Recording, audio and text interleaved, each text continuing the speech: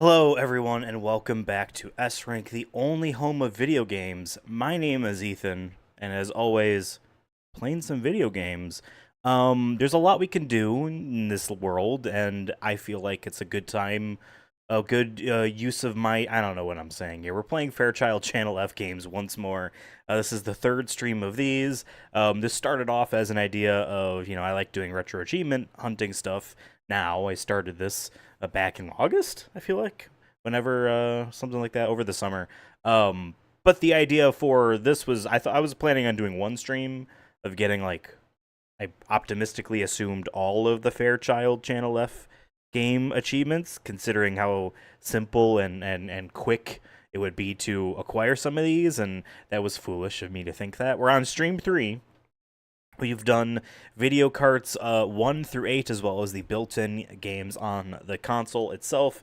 There's 2 games in there that don't have retro achievements, and today is going to be a longer stream than those, because it is a beautifully cold Monday morning here. I work, because it's so cold, I don't have to go into work today, and snow is piling up on my window. It's beautiful.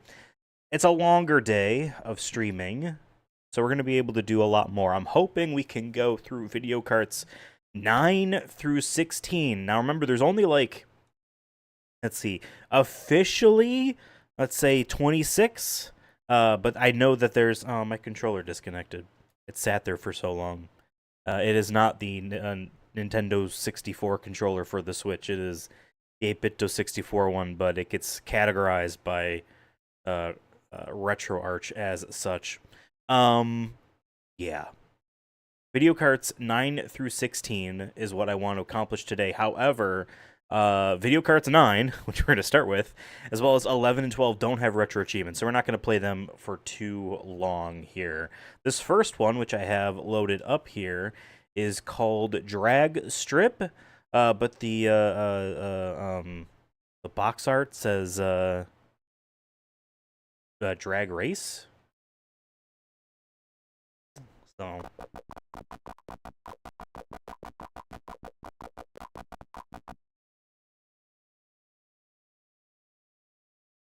what do I do? Oh, am I blue?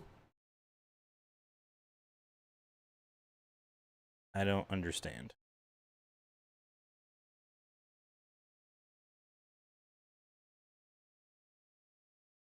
Hold on. This might be 2-player. That's why red wasn't moving. Because yeah, I was on the right. That would be blue, usually. Game 2, mode 1, start.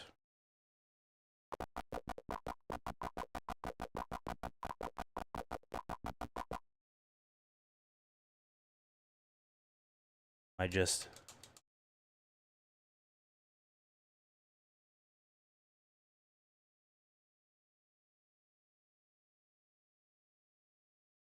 Okay, if I spin the controller to the right, builds up by my blue meter.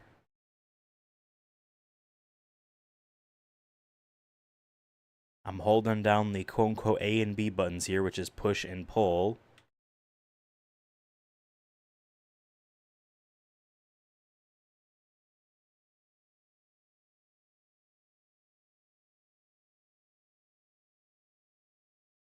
Is the number the gear that you're in? I'm just like spinning the control stick and it's moving. Let me look this up. Fairchild Channel F Videocart 9 manual. I'm seeing an eBay listing for the game. Does not seem like the manual has been backed up. No fun. Person only wants $25 for the game. At this point now, I'm just going. So I don't really understand. Oh, is that supposed to be the finish, the red line? Winner. Let's see. Game 3. Mode 1. Start.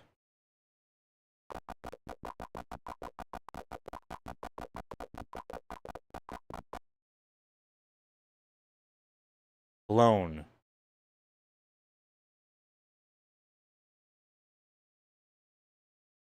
Is it saying that I overheated the engine? To game 1, mode 2. Start. Will this be single player? Ugh.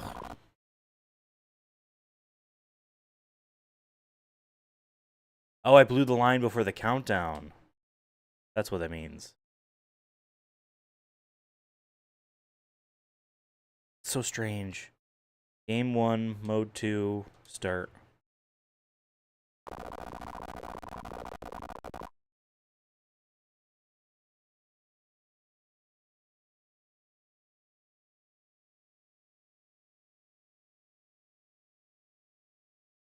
I want to understand this game before we move on. I'm not getting any retro achievements here. What am I doing? And there's little documentation I can find at a quick glance, you know.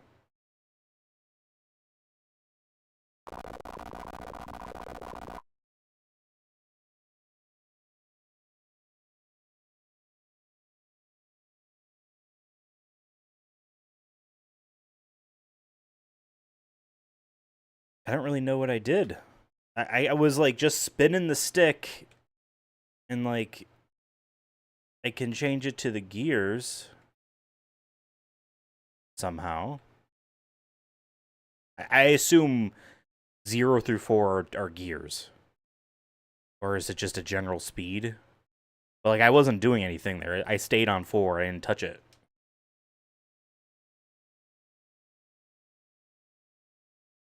Yeah, now I can control player 2.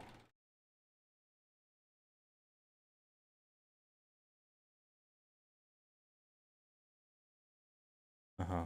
We're zipping. We're zipping. I'm not even touching this. It's just moving. I like the semi-rhythmatic with both winners. What? No? Or is it in tandem? That doesn't make any sense. We're going to move on. We are going to move on. All right, so now we're going to move on to Videocart 10, which is various maze games. Let's see. Maze, Jailbreak, Blind Man's Bluff, Trailblazer. Okay, I got 2 versions of this. Let's see which one has achievements. Again, love the box arts.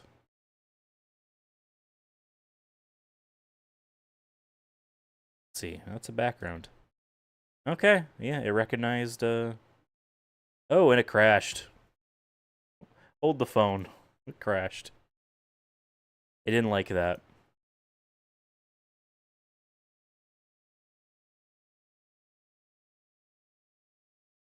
Oh, I'm like weirdly tired. Let's see. Just gonna load it back up again. Oh, okay. Now it seems fine.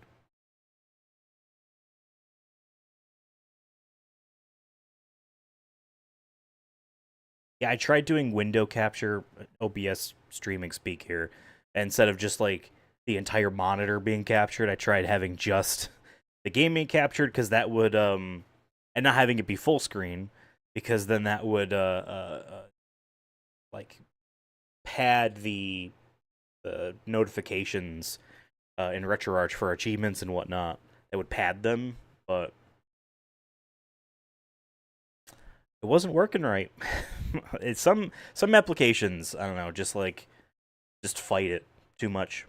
All right, so there are let's see, 8 achievements here. Let me just begin. Let's just mess around. Game 1. I have to hit start. I am blue.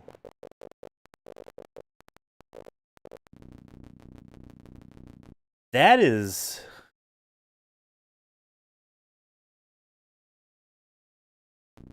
Oh, I have to reset that. Man, that's... I'm sorry. Epilepsy warning. I'm gonna have to put that in the, let me do that now. Hold on.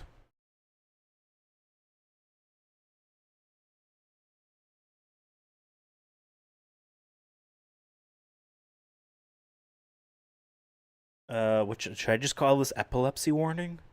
Flashing lights warning.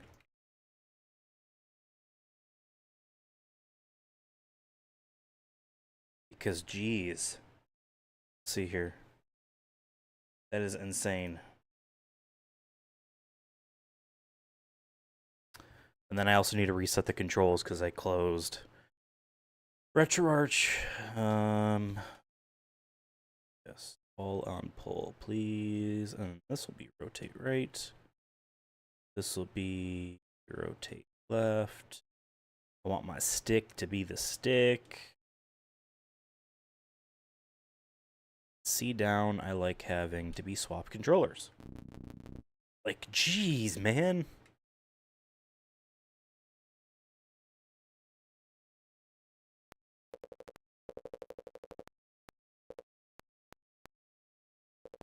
Is this supposed to be us getting out of jail?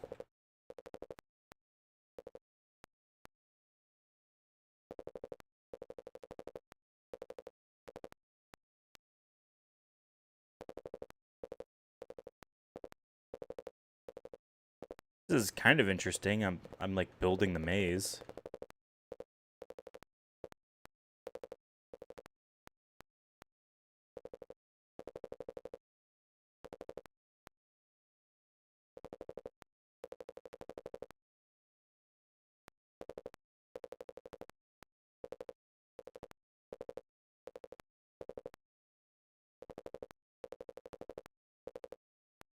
Seriously?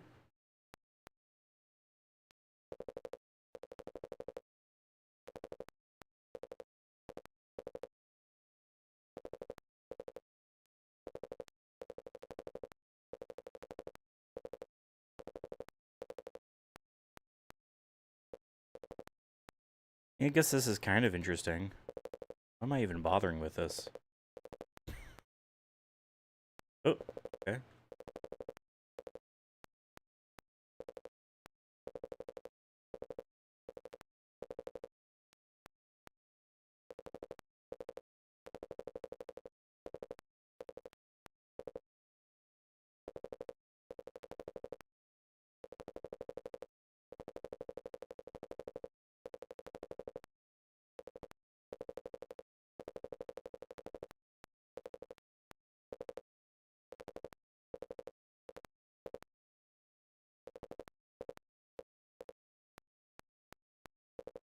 Feel like we're close. Oh god. Ooh, weird accidental swastika on the screen. Like, try to change this into something else. No. I mean, it's backwards, but still. It was the 70s, they didn't know. About the war that happened 30 years prior.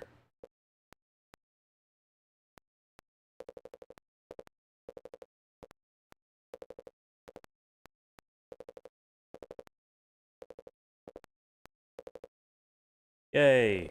Oh my god!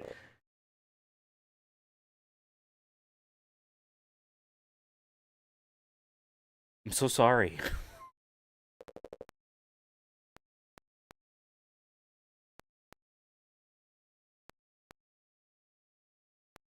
Okay.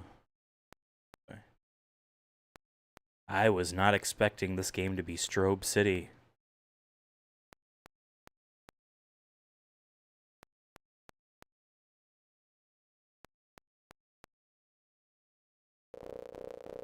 Oh, why would they think that's okay? Also, it's just making mazes. Hold on. I want achievements. Escape the Labyrinth Maze, Game 1. Aren't I on Game 1? Game 1. Start.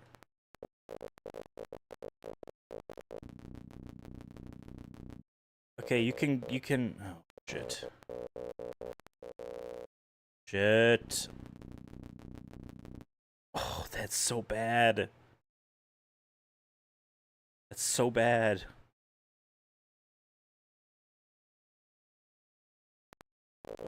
Oh, oh god, this is so slidey. Oh shit. No, no, no, no, no. Okay.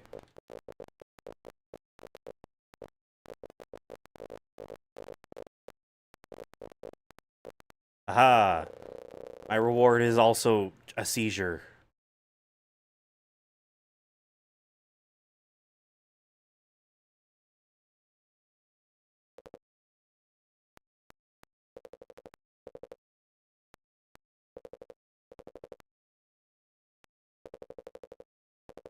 What the hell am I playing? This is so strange. I mean, yeah, I guess they made a maze that you can't just do on pen and paper, right?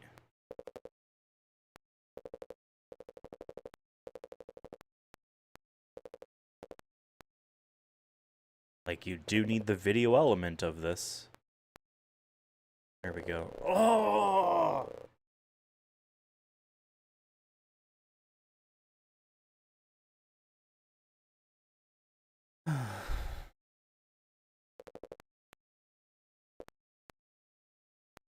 Wonder how many maze variations there are. I need to do, like, this entire gauntlet in order to...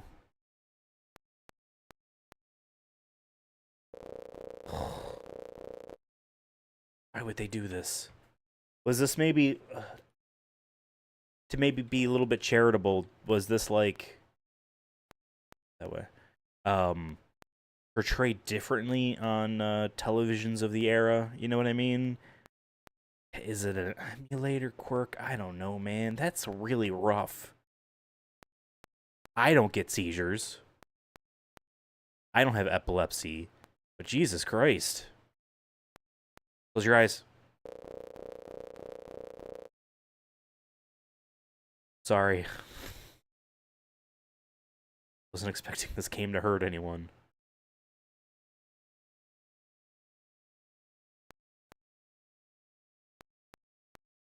G. They hit a G. Right on screen there.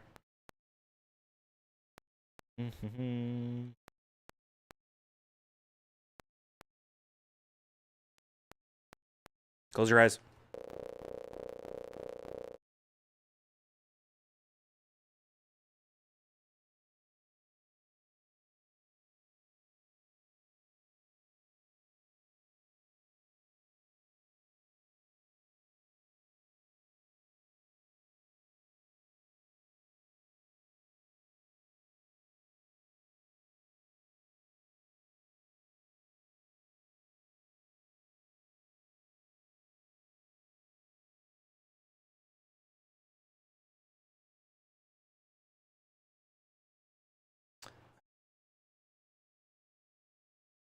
I don't understand.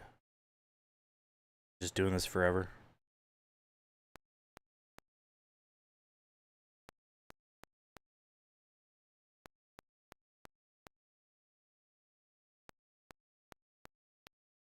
There's no like score counter or anything like that. Oh my god.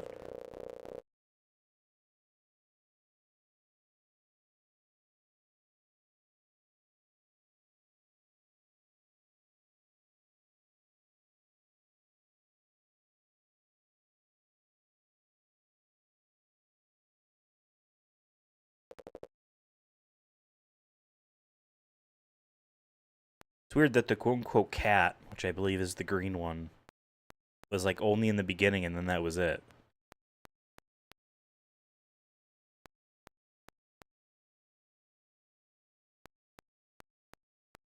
Close your eyes.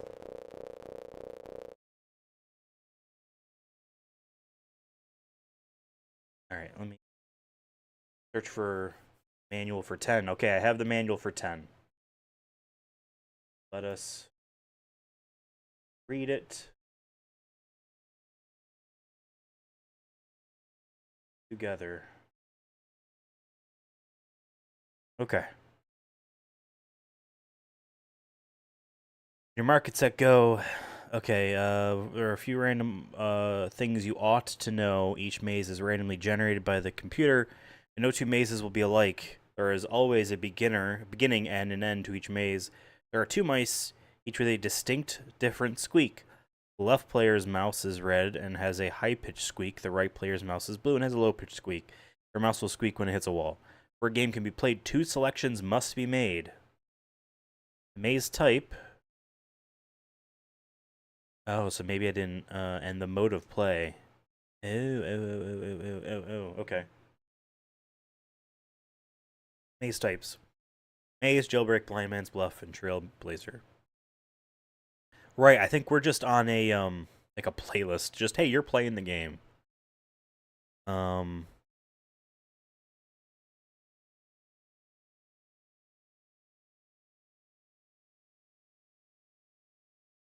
Huh. Okay, modes of play. Hand controller position 1. What? For a beginner's game, the action is slow and easy. That gives you a chance to get used to the maze. Let's take a look.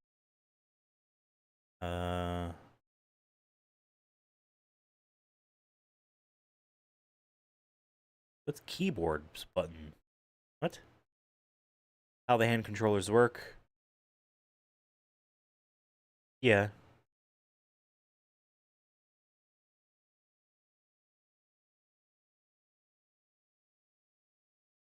Oh. So both play. Well, I can't actually activate that. Both players need to do it at once. During the play of a game, the hand controllers have the following actions. Yep. Twist. Oh, just that's obnoxious. I imagine the green trail is the same as the maze walls.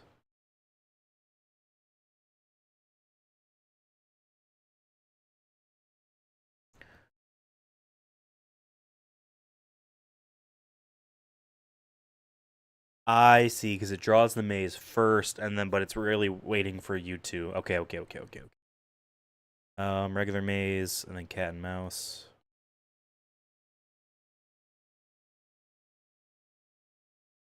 There's a recap. TLDR. Cool. All right. Let's reset. Game 1. Mode. Right? Hold the phone. Hold the phone. Game 2? Yeah, this is the jailbreak.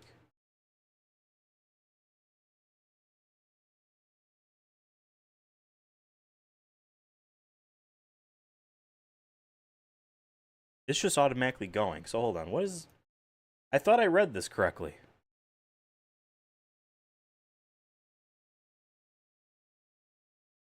Before a game can be played, two selections must be made. But like I press, it says G. Once you have chosen your maze, you have a choice of how fast. After the maze is on the screen.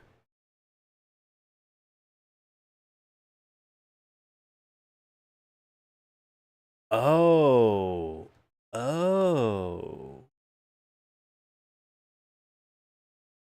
Once the maze is on the screen, it's not it's not these buttons here. It's position 1, 2. Oh, 1, 2, 3, 4.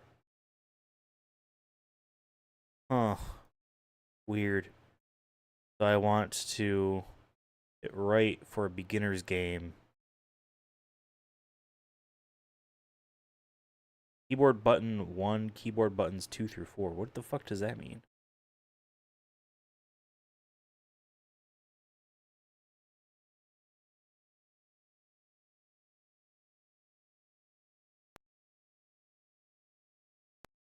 Huh. Because I pressed right, then it's like, hey, you're in the slow maze. What's up, David? How's it going? Really messing up this maze, huh? These are supposed to be mice. This is a game from 1977. No, I'm not getting Pokemon achievements. The blue mouse has a low squeak when he hits a wall, but the red mouse has a high squeak. That's how you know. I guess, yeah, you can start painting green just to be a dick for the other player.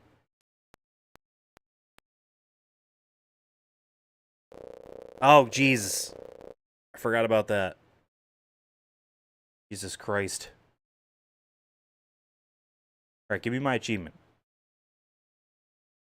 This is how this works. I have the list right here. Escape the Labyrinth Maze, Game 1. I did that. Or wait. Am I dumb again? Yeah, it's just maze. Whatever, we'll just try each type.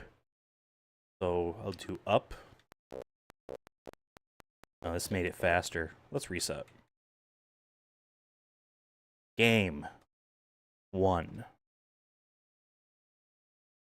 Now, if I press down, made it faster, but that doesn't necessarily mean we're in the different game mode. God.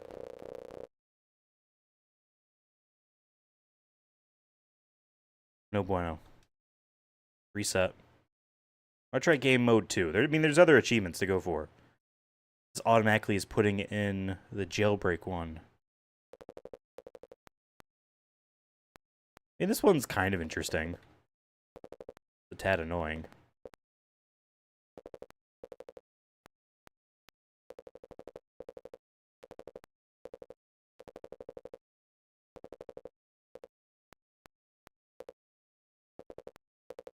Let me out of here.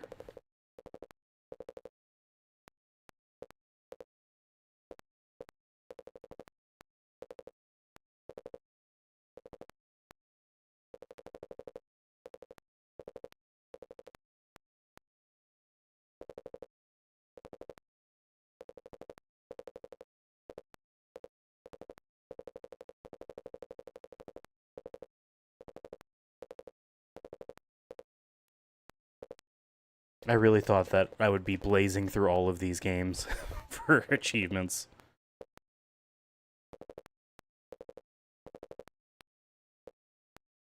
I will say the blackjack game was interesting. It is funny though that like once you kind of realize that if you hold down your right, it's always on the right side of the screen. The exit.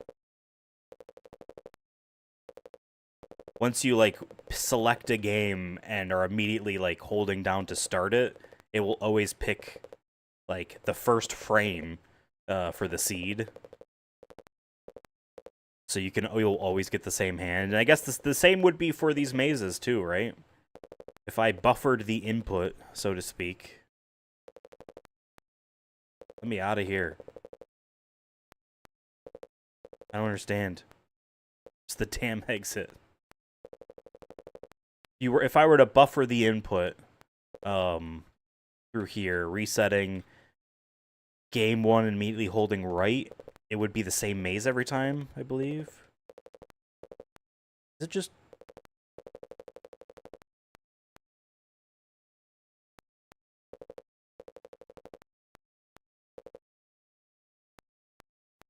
I mean, the maze isn't gonna end over here.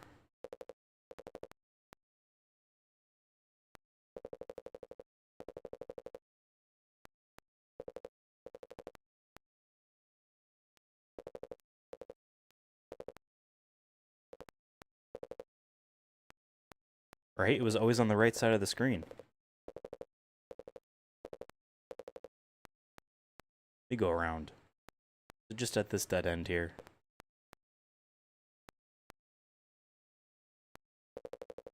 Oh.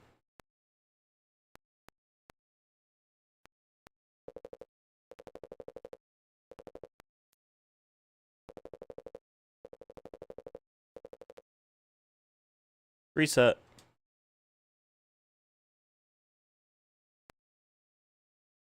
All right.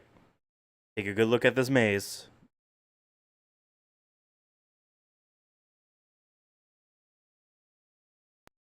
No, it is different. Either I didn't input it fast enough, or what. Alright, we're gonna have to read what some other folks are saying about this in order to get like what exactly you're supposed to do for these achievements. Close your eyes.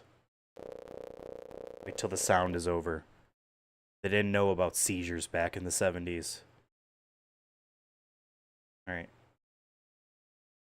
Let me read.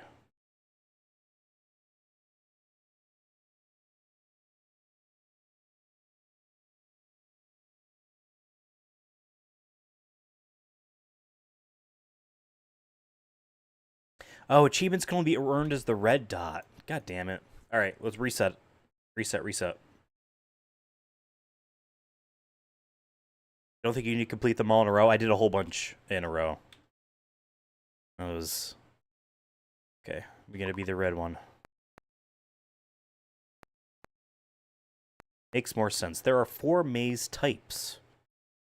Okay, this is a very complicated game. Yeah, the Fairchild. Fairchild is a... was. I don't think they're around. There we go. Jesus. Fairchild was a electronics company. They made appliances, I guess, too. They made a video game console, the Channel F. The F stands for fun, I assume. And it was the first video game like machine that you could buy games to put in, actually cartridges. Everything before it was you bought the thing and it's to play the game. You know what I mean? But then shortly after this came out, Atari released their home machine, the 2600. So the compared to the 2600, which has hundreds of games to my knowledge, this has just a little bit over 24, which makes this a manageable set if you wanted to collect an entire console's library. And I did look on eBay for that blackjack game, the Videocart 3, as it's called.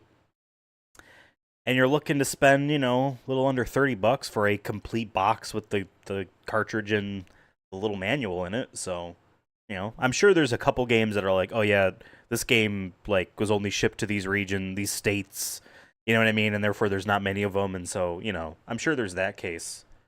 And also like there is such a Nintendo bias. Like video games didn't start until Nintendo. It's such an easy kind of framework to get your mind into, and like, you know, people like to collect the things they grew up with. The people who grew up with this, they're in their 80s and they don't care. They didn't grow up with it. It was like a neat thing that came out, you know what I mean? There's people like I don't know, maybe 20, 25 years older than me who like know Atari, but they're not like sycophants of Atari like Nintendo boys from the 80s are sycophants of, you know what I mean? So there isn't a demand to collect this stuff, but there are retro achievements, and so I'm getting all of them. There's about 8 games that don't have retro achievements, though, so that's a bit disappointing. Alright, game 2 is what we want to do next. Jailbreak. Again, we have to be the red mouse. All the other games so far have been like, you gotta be the blue one. You gotta be the player on the right side of the screen in order to have the achievements count. So this achievement developer, what am I doing?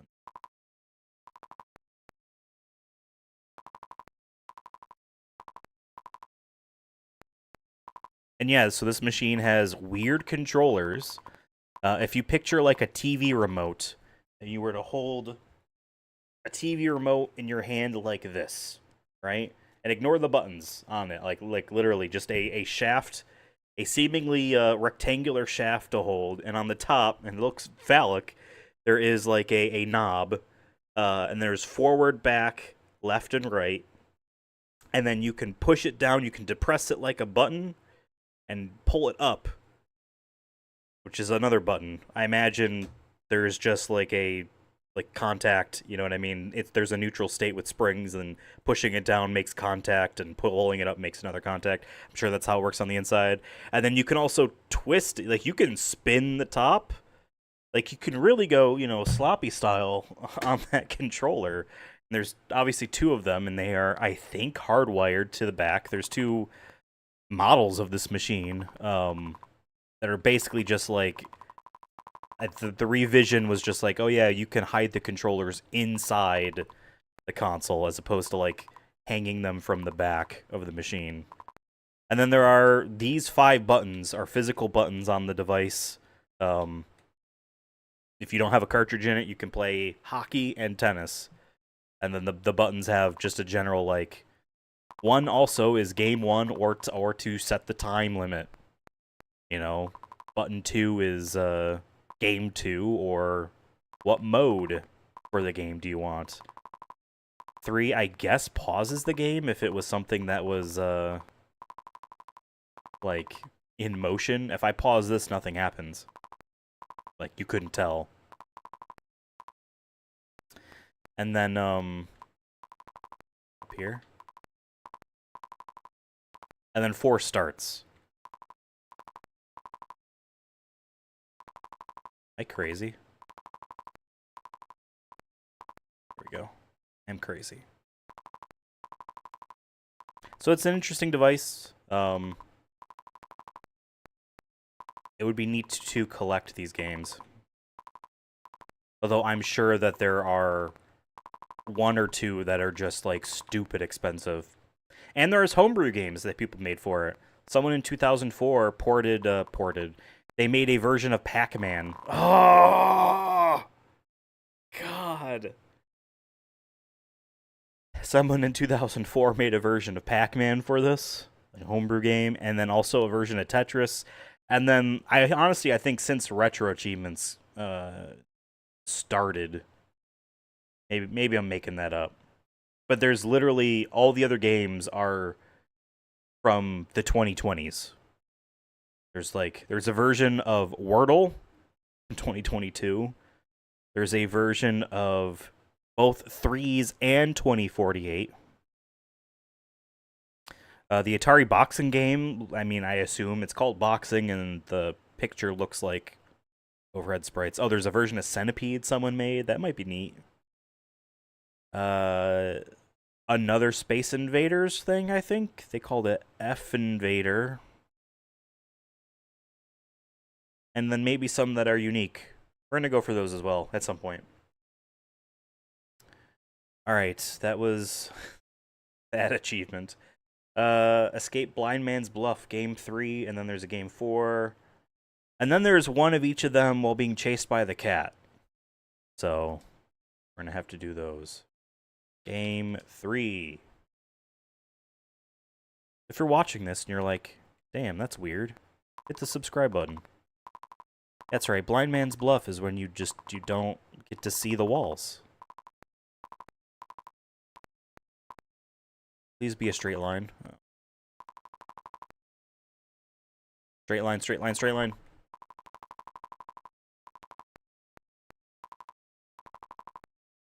You know what? I guess I could be marking. Oh, but then you erase them as you go over.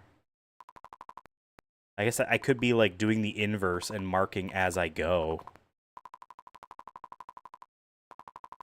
Damn, you have to do this with the cat running around.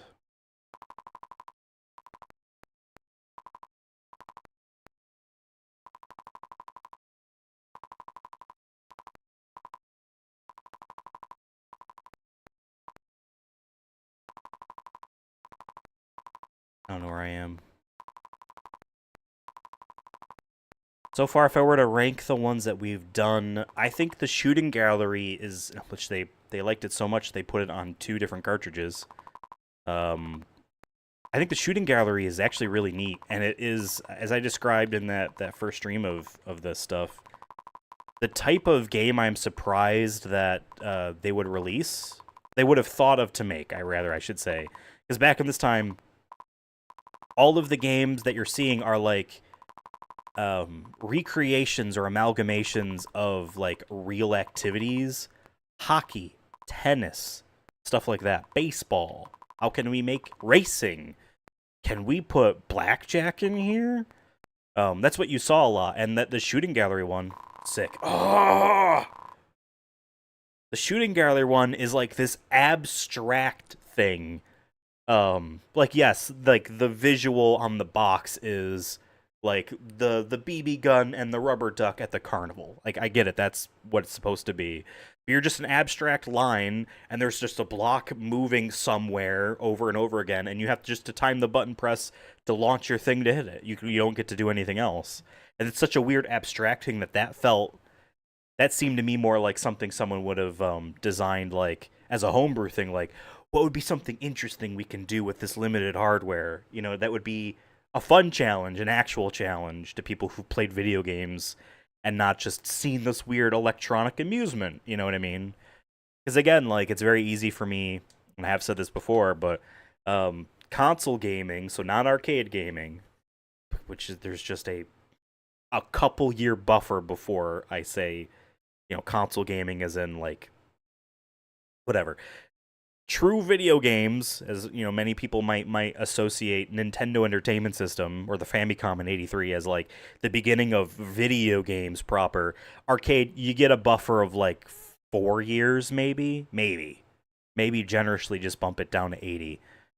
Pac-Man to me really feels like the first. Like Space Invaders is neat and stuff like that, but Pac-Man to me is like that's a perfect video game, but also like conceptually everything about it is like just really well designed as a challenge with things for you to understand and figure out, not something you just see on the screen and you're like, I can do this once and like I've done it. You know what I mean? Super Mario Brothers, which again 85, so 2 years after the Famicom. You know, the first ever video game review that we have documented is a New York City column. Maybe column is too much. Somewhere in New York City's paper, some newspaper, these two kids, high school girls, were like they reviewed toys or whatever. I don't really understand what they did, and they reviewed Super Mario Brothers because that was a launch title in October of '85, and New York City was a test market, and like literally like talk about the game was like, oh, it has secrets, and maybe you're thinking like, oh, the hidden warp pipe in the second level where he lets you skip several levels. Like no, by secret they just meant if you hit a block, you don't know what's in it. Just something that's so basic, right? Of like, well, of course, because if you can see it, if you understand everything at a glance and there's no like discovery factor, to me that's what defines a video game. You are discovering what happens when you do a thing. If there's like no discovery factor beyond what you literally see on the screen, then it's more of an electronic amusement, like a lot of these. I don't know where I was going with that. God, what's this one? Blind Man's Bluff? Oh, right, because it's basically the same as the other one, but because you can be twisting. You can be twisting the controller as you move. You're painting a trail. Okay, fair enough. Fair enough. This is definitely more of a two-player thing. Like, this is easier than the blind one solo.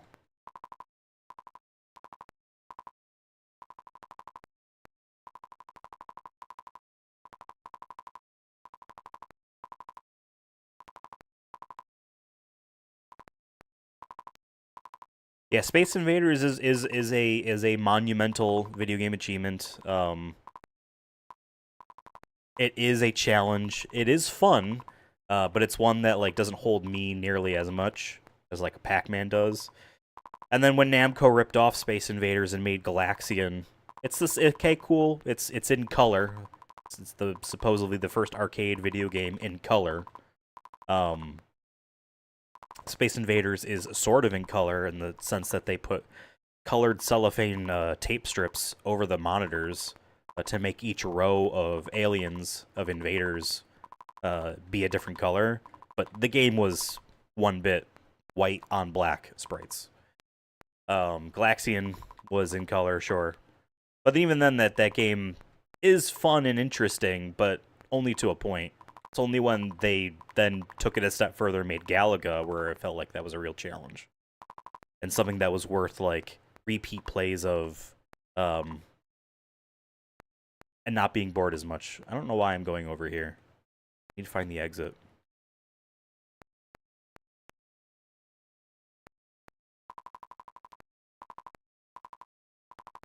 Bosconians is a fun game. That's another Namco shooter. That one, instead of, like, you just going left and right and shooting dudes, you're, like, flying a ship around, and you have targets to go find. And it's pretty good. Obviously, Xevious. Oh. Xevious is another, absolute classic, shooter. It's got 2 planes of action. Alright, so that is all of them normally. Now we have to do them all with the cat. So how do we get the cat? I think if I just press the button, yes, okay.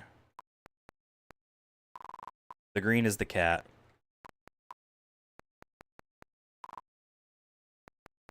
I hide here? Close your eyes. I got the achievement. Jesus Christ. Alright. Now we gotta do game 2. Just Jailbreak.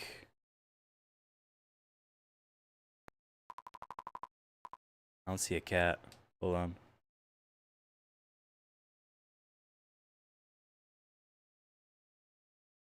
Now I see a cat. At least the cat is, like, defining the maze.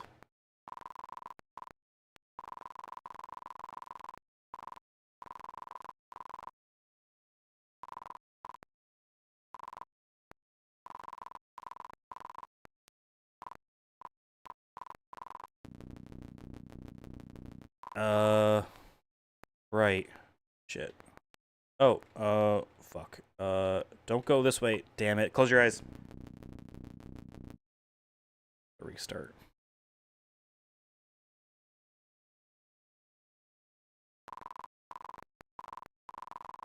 Again, they did not know about epilepsy. It wasn't until Pikachu... Fuck! It wasn't until Pikachu killed all those kids in Japan.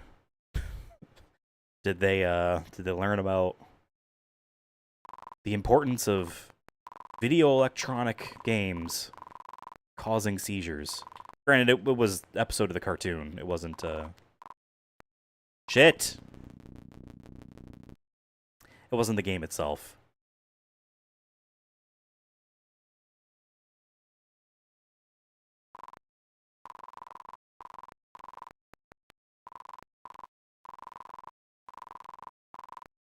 God, the one where you don't even see the maze at all is going to be a huge pain in the ass.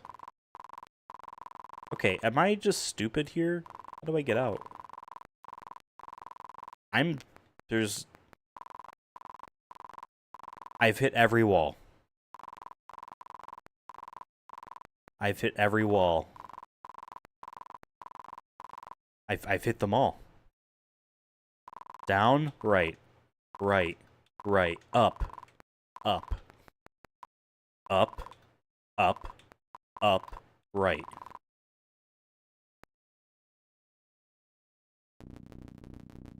Oh, of course, right at the start. I'm an idiot. I'm an idiot. I did not hit every wall.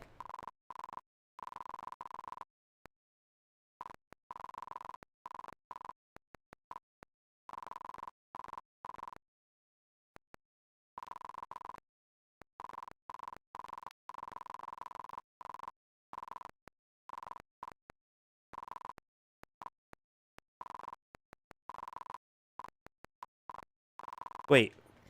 What? Fuck. I guess I have to hide here and hope he just turns? Oh my god, he did.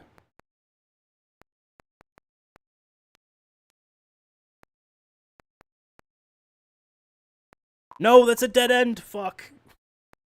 Wait. Oh, it's not. There we go. There we go.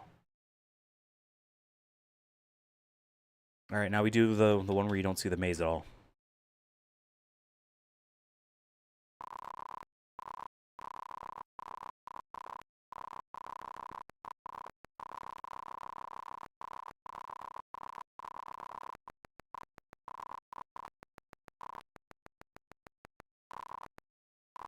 No. My god, I don't like how close. Yes? Oh, Jesus. Oh my god.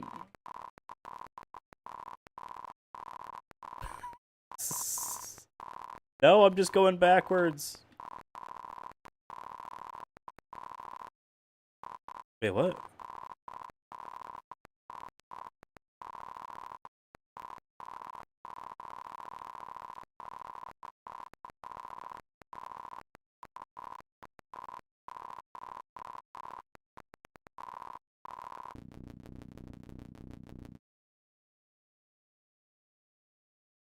I want to move on from this maze game. Shit. Oh, shit. Oh, shit. No! Damn it.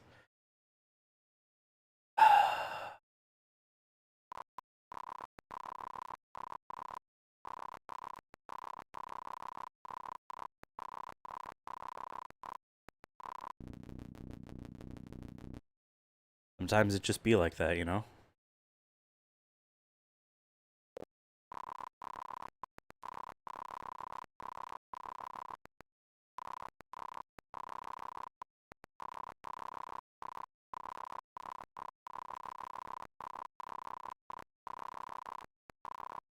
I guess I could do the thing I said I would do. And actually, like, paint. Fuck. What?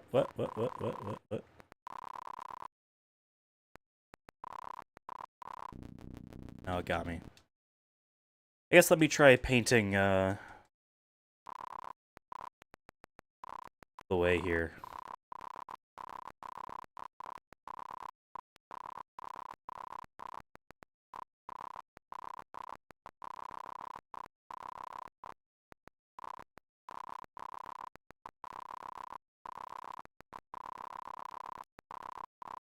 No!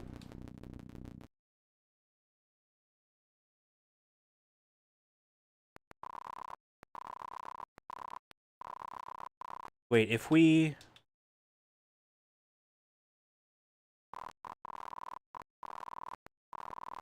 Okay. Oh, I also didn't have a cat.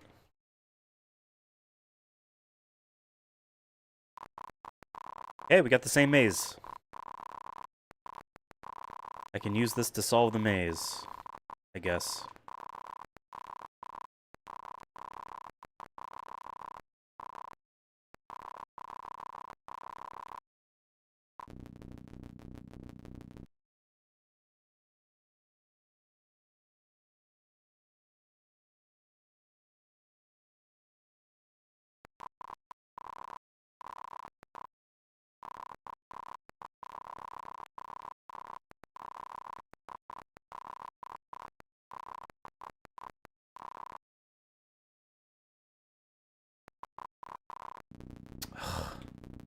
I was like, is it connecting? Do I hide?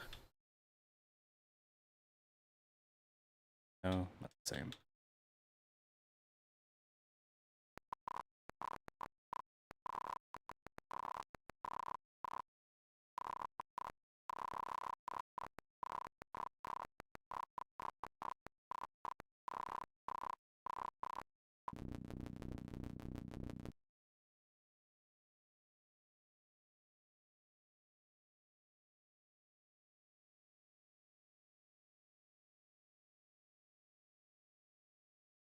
No, it's not the same one.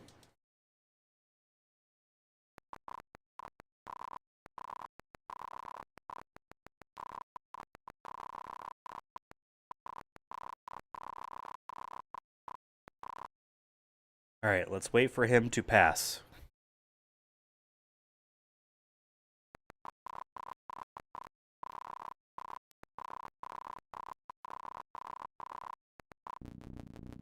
He's just gonna go back now and try to kill me. Please. No, I don't want to be in here.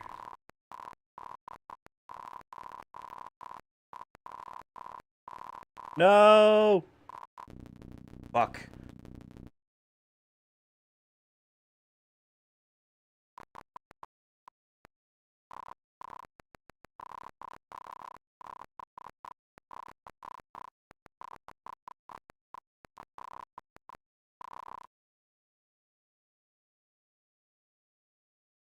I see.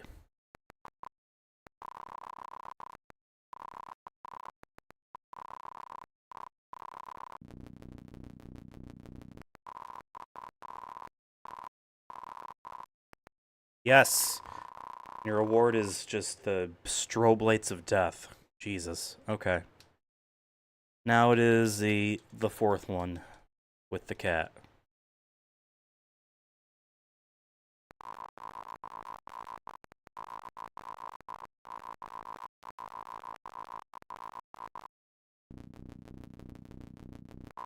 No.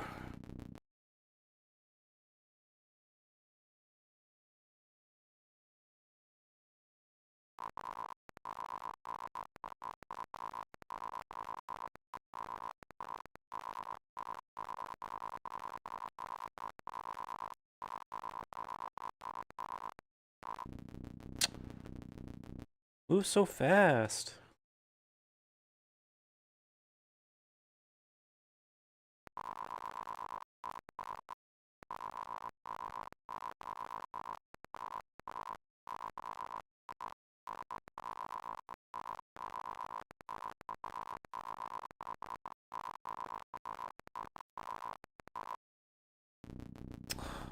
Seriously?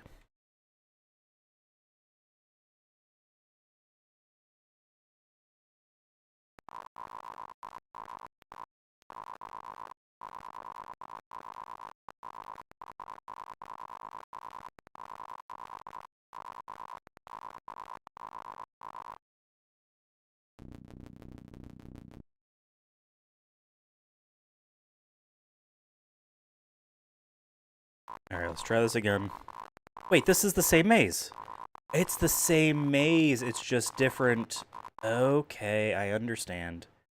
It's just what are we doing with the maze. So now I know I can just get the fuck out of here. There we go. Sorry about the flashing lights. Holy shit. But that's the last we should hopefully see of it. Mastered in an hour. Not ideal. Not ideal. Alright, we're going to move on from this nightmare.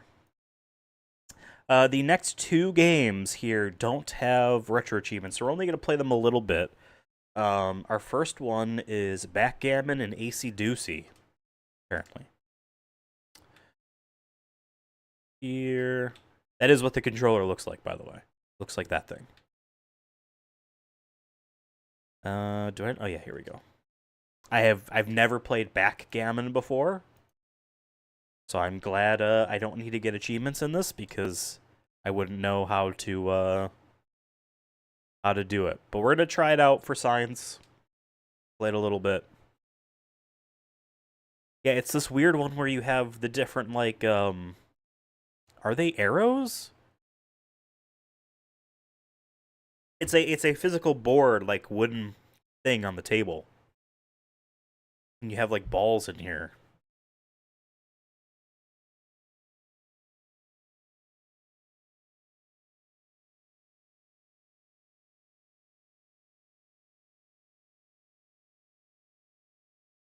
I cannot seem to be controlling anything.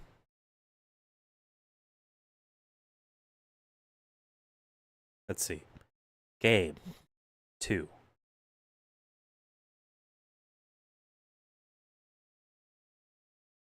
Start. Oh. Blue hesitated there. Mode 1. Mode 2. Alright, guess I'm looking up the manual for this. Once more.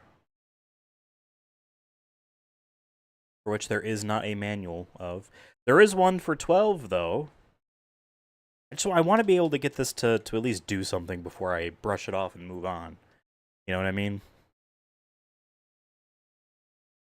I don't even know how Backgammon works. I don't really know what, where to start. Mode.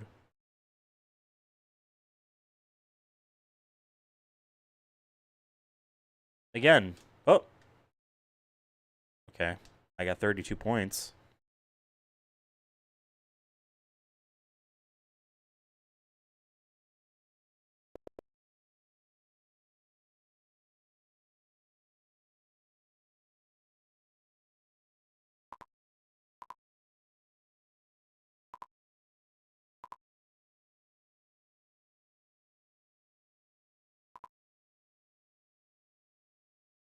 And that is Backgammon. That's that one. Let's move on to baseball. This is Videocart 12. Again, love these 77, 78. When did this one come out? Yeah, still 77. End of the year 77. The next one jumps into 1978. I just love the art. Oops, I ran this in the wrong core and now it crashed. Jesus. Let me reset this core. No, actually, it's not that. I can just go over to... Oh, is it gonna crash? Yeah, it crashed. Give me a second here. My fucking... There we go. Fun fact, if you try loading a game in an emulator core that it's not meant for, it does not like it. It does not like it.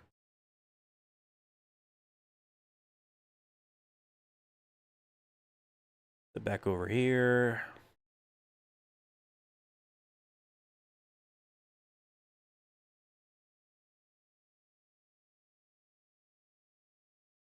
There we go.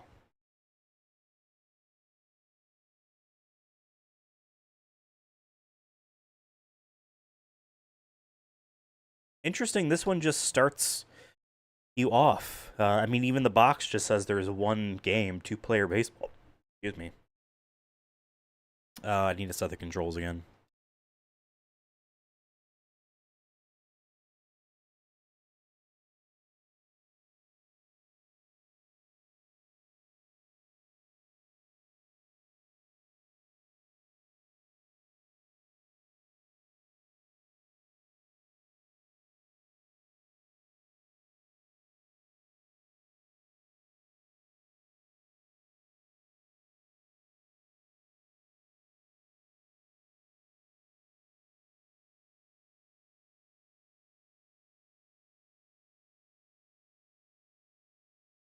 Hey, players 1 and 2 don't seem to change.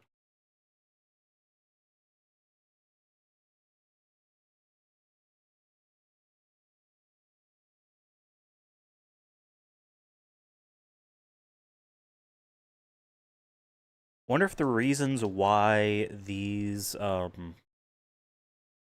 why some of these games don't have retro achievements is because maybe the dumps of these ROMs aren't good?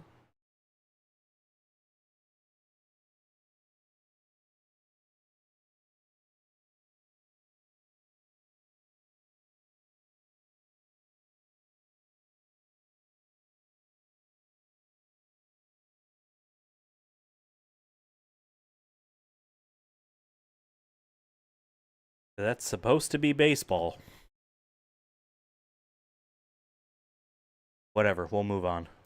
Eventually, I'm sure these games will get, the rest of these games will get achievements.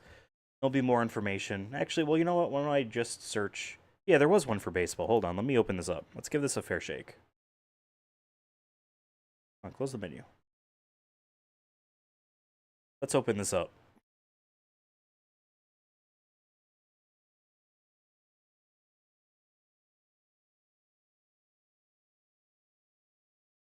Grab a beer. Okay. So this definitely isn't a game for all ages.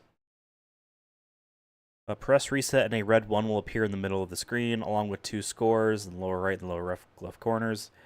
The number in the middle is the inning coming up. The score in the lower left corner is green score, blue score.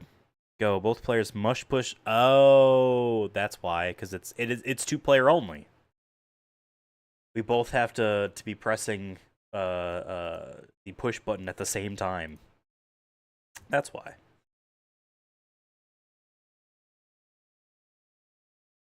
That is why. That's why I can't play this, because this is single player, or this is multiplayer only. Alright, Videocart 13 does have retro achievements, though. It is called Robot War Turbo Alley. I think it's 2 games. Yeah. Robot War, 1-player, 2-player, Turbo Alley, 1-player, 2-player.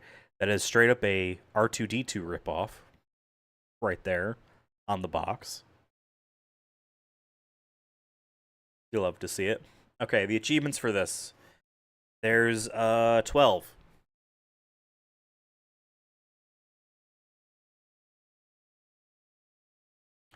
Looks like there is maybe 7 of them for Robot War. Score 5 points before the enemy does. Player 2. Does that mean it needs to be 2-player? Or 10 points before the player does. 20, 50. Okay. Or 5 points without letting the enemy score a single point. Ode 4. Score 10 points without letting the enemy score a single point. Score 20 points without letting the enemy score. Okay. And then there's Torpedo Alley ones. So let's go game 1 here. Mode 1, just to see.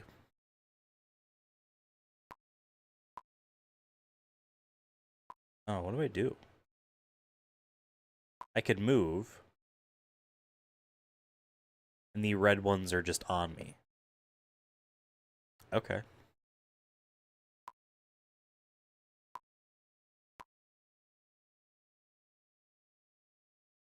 I don't know why I did restart like that. Do manual 13.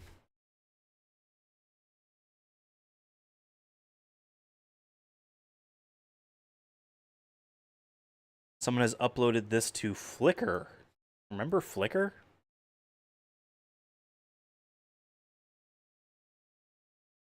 That's what the cartridges look like. That's the back of it. Bottom, side. That's the front of a cartridge. Yep. There we go. To play Robot War, press reset, then 1, and M appears. Push 1 slowest to 4 fastest for game speeds. Hand controller action.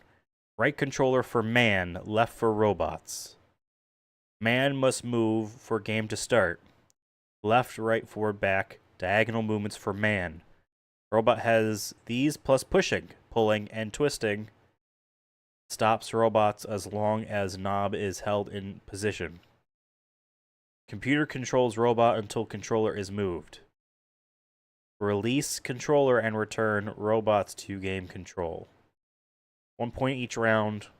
Round ends when robot touches man 4 times. Robot was on Epstein's Island. 4 posts disappear, or man tricks robot into post 4 times. Robot disappears. Hold on. So if the robot touches the bed 4 times, robot wins. But if the man tricks the robot into post, making it run into the post, then the man wins. Is there an actual... Yep, that's a man holding the controller. Those are the controllers. That's the version 1 console where you have the controllers hooked on the back. That's the front of it. The cartridge goes in there. Reset 1, 2, 3, 4. Blah blah blah. Oh, that's the system 2. Interesting. So the original one was not one where you docked the controllers on the back. It was like the top kind of either was it hinged open or just popped off, and the controllers were just loose in the side. Oh, it must have came with a few cartridges. Or they were just telling you what you could buy.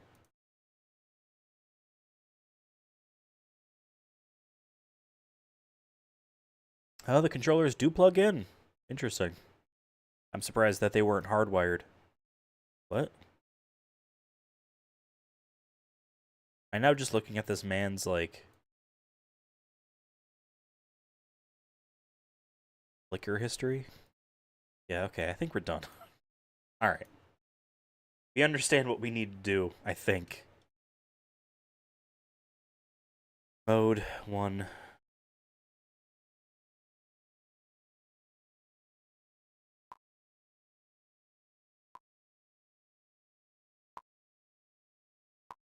Okay. I got a point.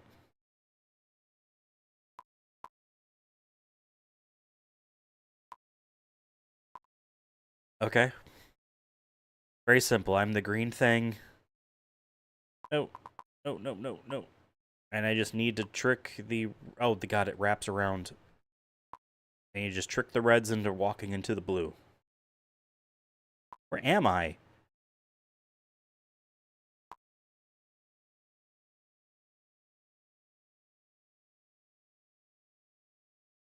At least robots can't move as quick diagonally.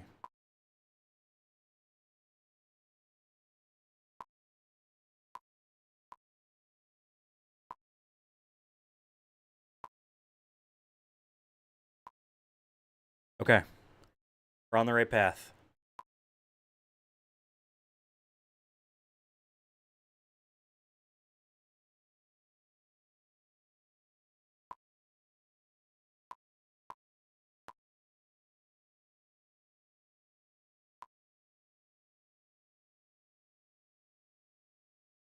Shit.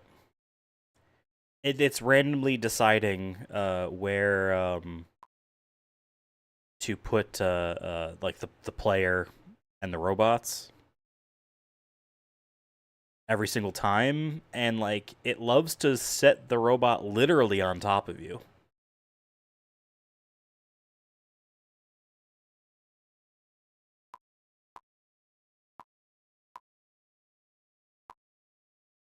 Eight points. Gotta get to 50.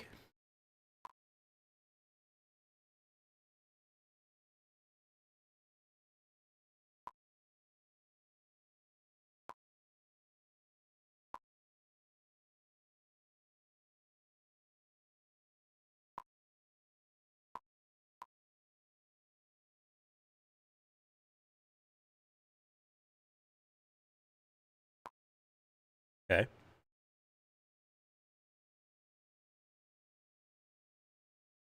Oh, I need to be on mode 4 in order to get the don't let them score any points achievements.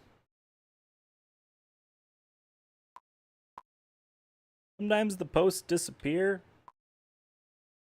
I don't know if it's just like they're just being overdrawn or like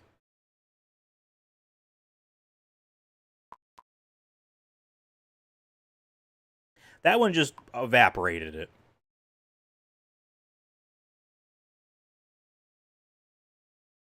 That one evaporated it too. Okay. This one's real. God, it still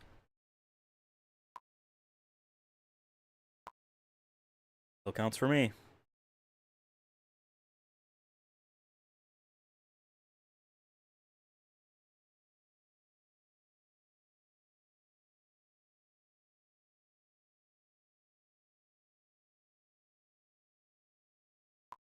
Ah!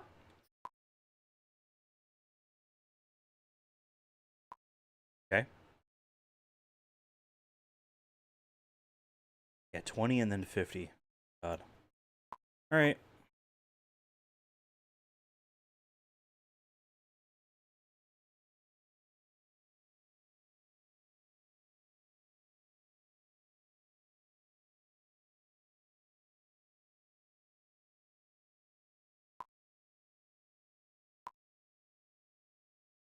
This is gaming.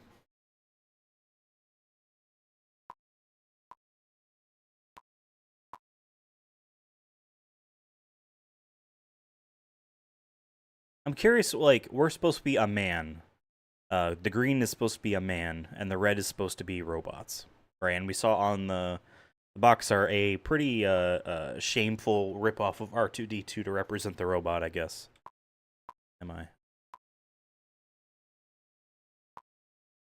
They getting me? I don't understand. No, I won. But just this little object, and like they've drawn bigger objects before. I'm just curious, like, is that really what they want to have for the man? You can't like put a. I was gonna say like a top row of green above that for arms and a head on top of that, but they needed to fit within a 3x3 square, I guess. Interesting.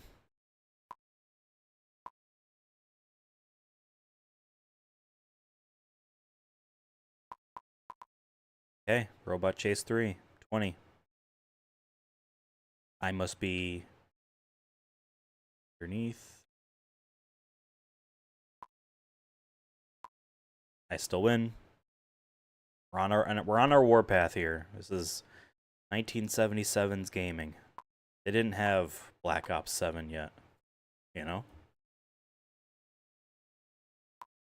They didn't have kill streaks and double XP Mountain Dew cans at this time.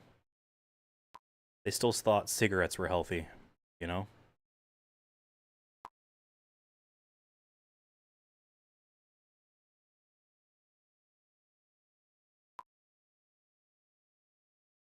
If you still think cigarettes are healthy, like and subscribe to the channel.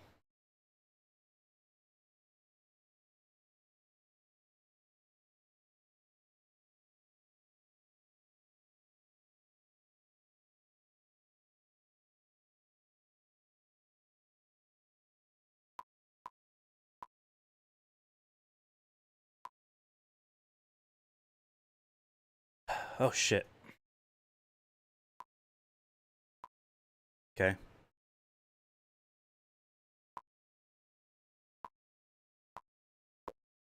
I lost a point. Or I didn't lose a point, rather. They gained a point. Because it is confusing when they spawn all of the characters, all the actors, so to speak, on the same spot. It's kind of just like fighting over what it's deciding is happening. Because I would be moving and it wouldn't really be moving.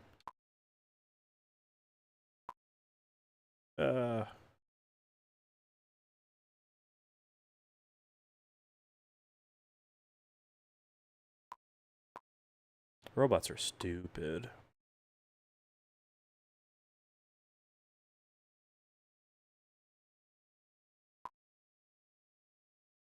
Like, I can't move diagonal. They still got me.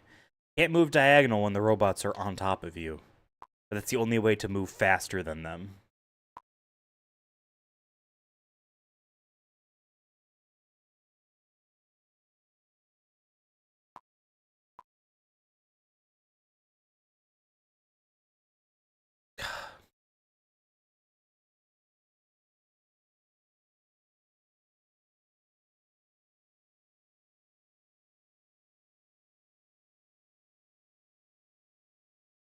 What?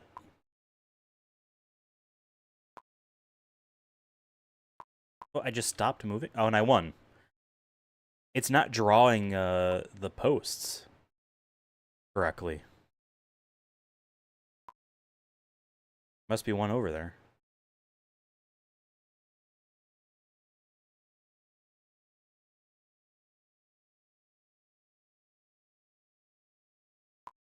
Okay. 20 more.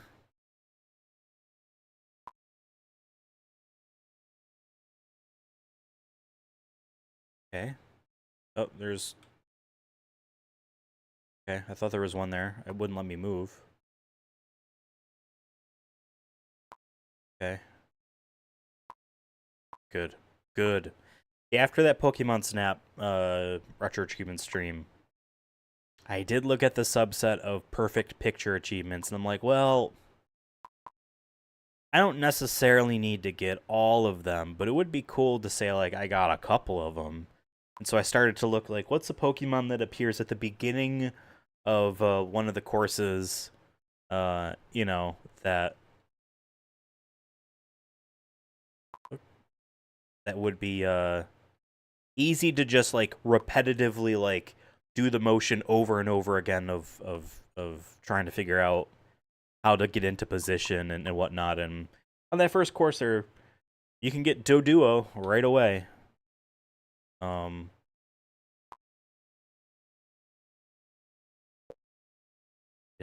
They got a point. So I started to do that, but then I didn't, because at the end of that stream, I moved the emulator settings over to having the video plugin be off of Angry Line and onto Glide, where, you know, all N64 games look nice and you could actually manage resolutions and the performance is really good. And because it was running, you know what I mean, at the end, I just wanted to see what that final course with Mew looked like. In HD, so to speak. And then I noticed, because it would let you submit the photos, like, oh, maybe it works now, I don't know. It did not let me submit the photos because, well, let me pick the photos, but then I went to the Oak points evaluation screen and it was just black and, like, was clearly just, like, stuck in a loop, like my inputs weren't working.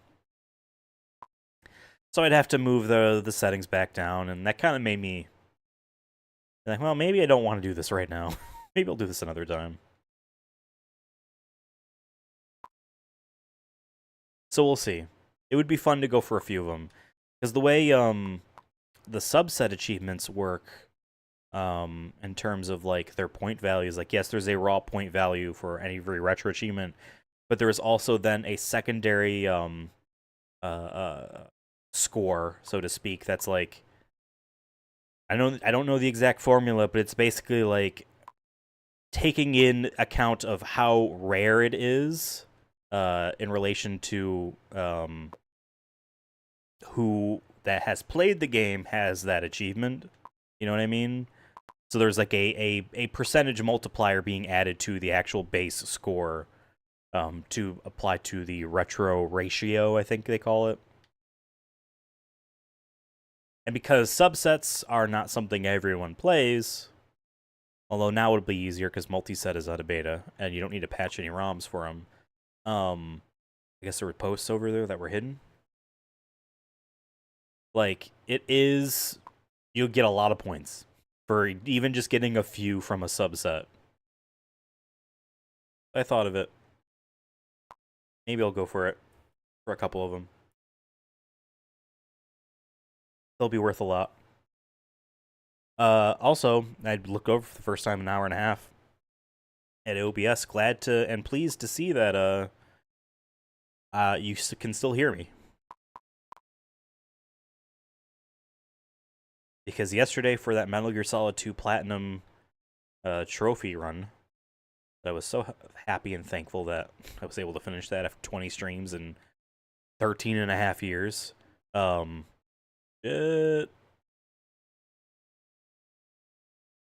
kept cutting in and out, and even in the Pokemon Snap one, kept cutting in and out.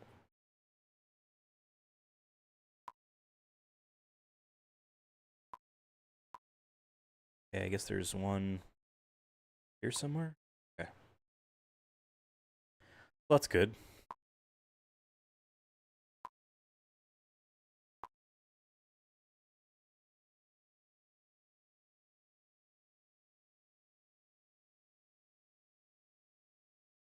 What?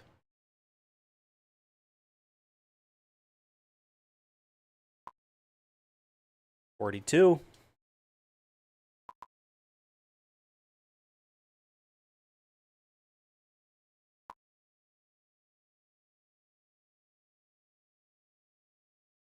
Okay, that one's not real.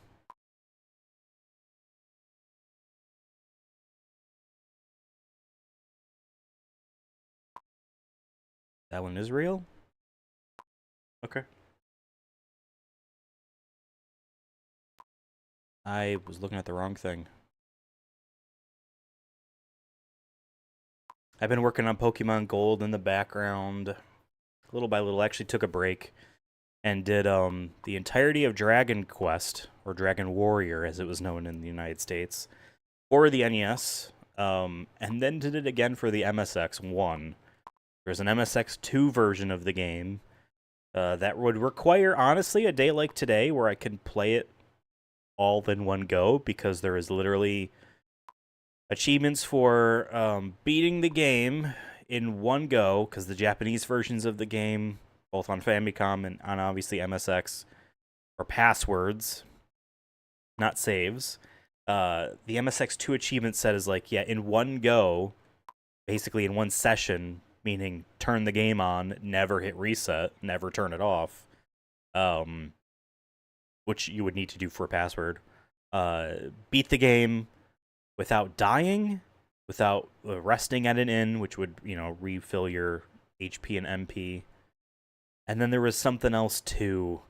There's like, this is very possible. You can, it's such a simple game, simple RPG. You could just fast forward, press spacebar, fast forward, and just grind out the easiest enemies over and over and over and over again.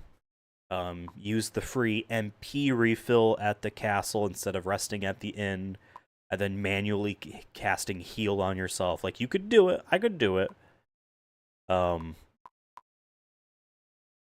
it would require, like, an entire day, or leaving the game running overnight. Robot Chase 5. Alright, hold on.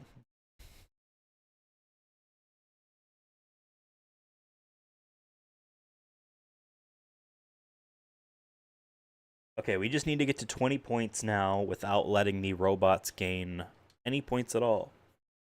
Game 1 needs to be on mode 4, which I suspect is a speed thing. Holy shit. I win. Okay. 20 points. There should be 3 achievements for this. They can't get any points. I won.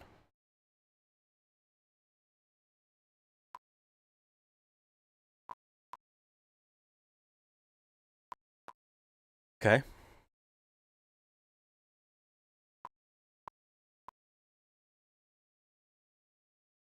I don't know where the posts are. There's one there. Ah! Okay.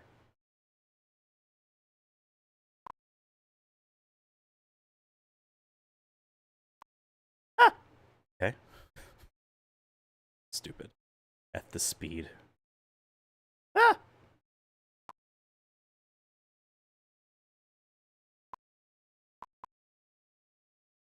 You ever had, like, a dream as a child where you're, like, not necessarily in the video game, but, like, what the game is, how it operates, that world, so to speak, is, like, your reality, if that makes sense? Like when someone plays so much Tetris that they see those fucking block shapes all over the place.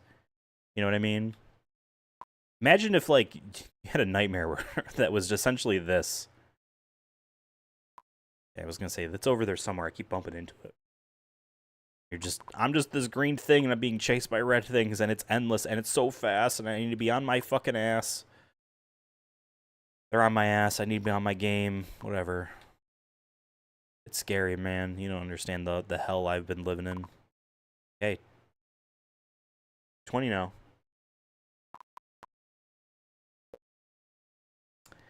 Gotta reset, because they got a point. Stuff out here in the streets.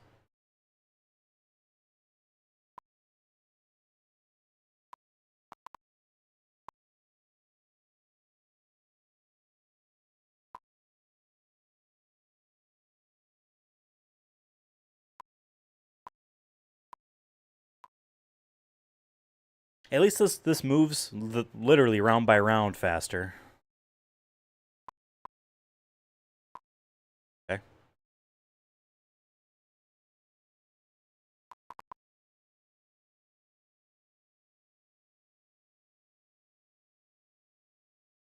What?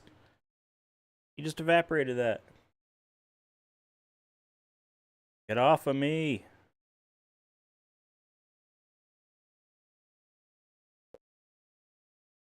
Wait, I don't... Reset.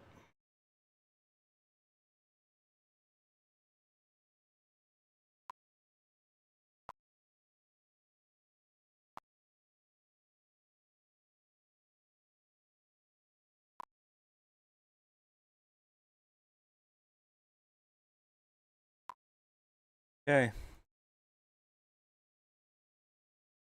Give me a second here. Let me take a look at something real quick.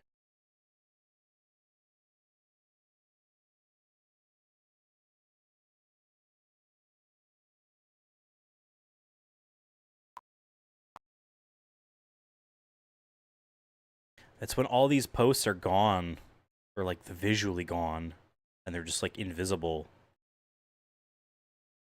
That okay, I win. I don't really know what to do.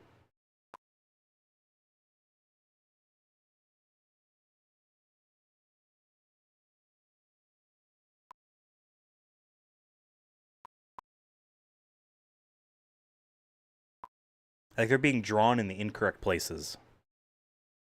Is what I think is happening. Because like some blue will disappear when one of them bumps into an invisible one. Like nowhere near where the blue is.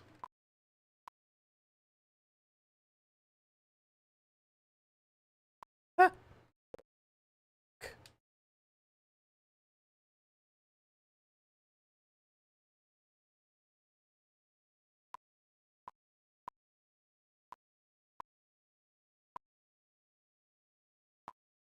Okay.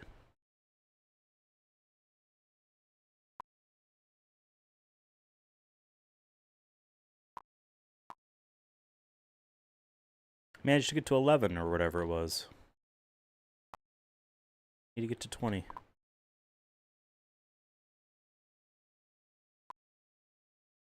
This is what it will be like, you know, in a couple years. When we have to run away from the AI and all that. When the NYPD successfully test pilots those literal robot cops. Those like giant trash can looking things that roll around and just record and yell at people. When they finish the rollout of that, at least that was the case under Eric Adams, and they finish the rollout of that and ship it countrywide, and that's what we have to do we have to literally run away from R2-D2s. Not the robot dogs, which actually look like they'd be scary. Infiltration beasts. But just literally, literally some R2-D2 looking motherfuckers. This is what it will be like.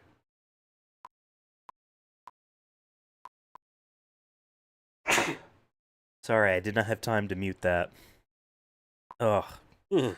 That was a shivering sneeze. You ever get one of those?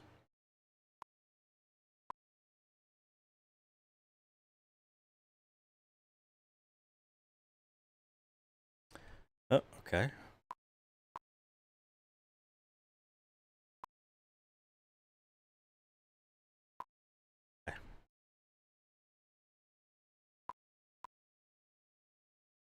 Oh, okay, okay.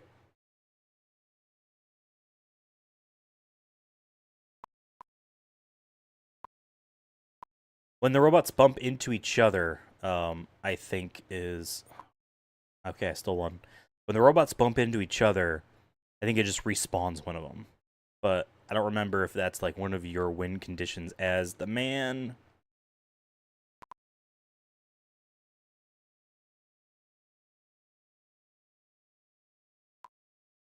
Okay. Round 12. This is getting tense.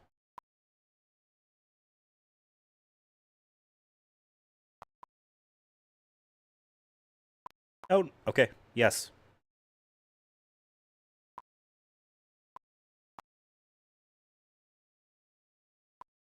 I did also boot back up, you know, I did it on Gone Video Game Fishing, which will come back next month.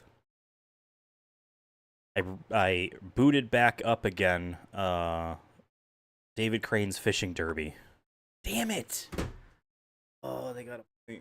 It spawned them on top of me. What was I supposed to do? What was I supposed to do?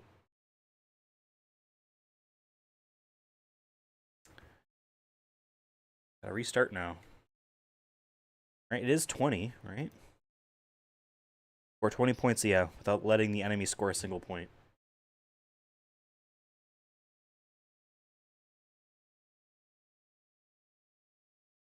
Okay. Game 1. Mode 4. I guess I could do the same frame buffering, whatever it is, game mode selecting to get the same seed for what I imagine is how that's handling these start positions. I guess. But, like, I'm not going to remember anything. It all feels the same and different. Okay. Every single time.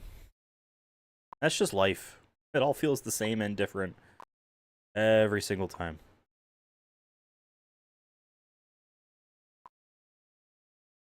Okay. Wasn't real. Ah!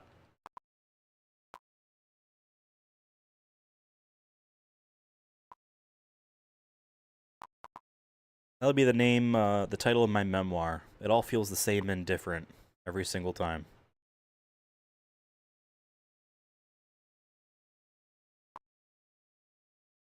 And then when you're in this thing where there's no blue on the screen, you just sprint around and hope they bump into something invisible. Okay. Granted, they have to touch you 4 times for them to win, but there's no counter on the screen to indicate... There's no feedback to indicate that they did it.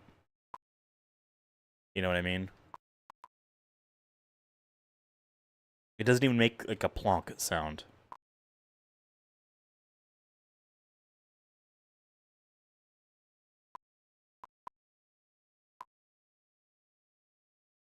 And there's less objects to draw. The game moves even faster. Okay, we're halfway there. See, we got back.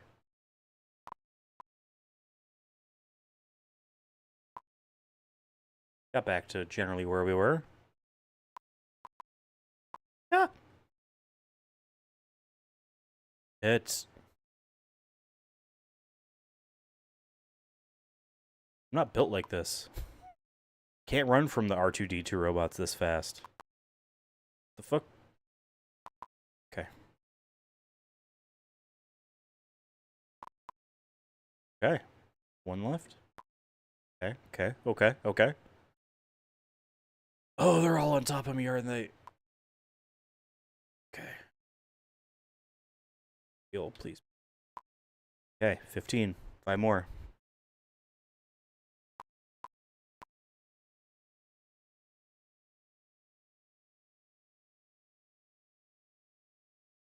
We got...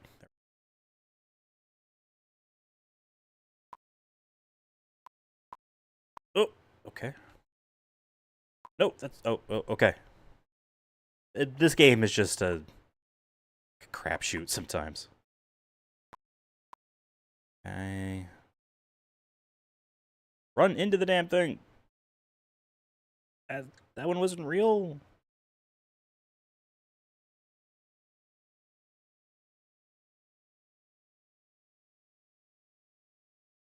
Okay. Again, it's just sprint around until they all disappear. Don't let them touch you. 1 more. God. Yes. Right? Why didn't I get an achievement?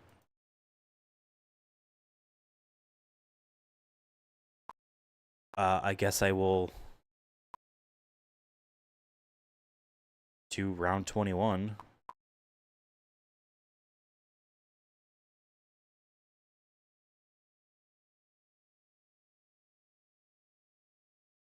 I didn't get it.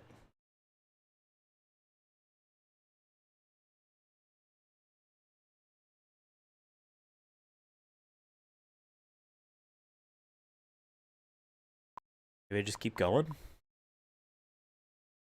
I mean, we'll double check. I'm pretty sure their score said 0. They're about to get one now. No. 0 to 22. I don't have it. No. 0 to 23. Hold on. Let me click on this achievement. People have any problems with it? No.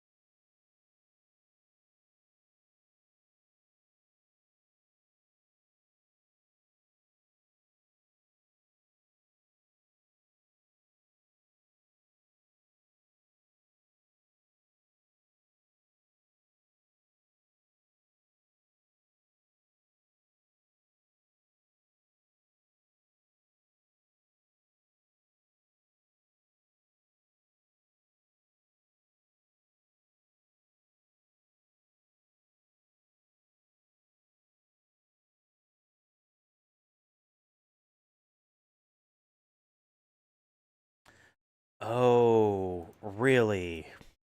I need to actually reset? I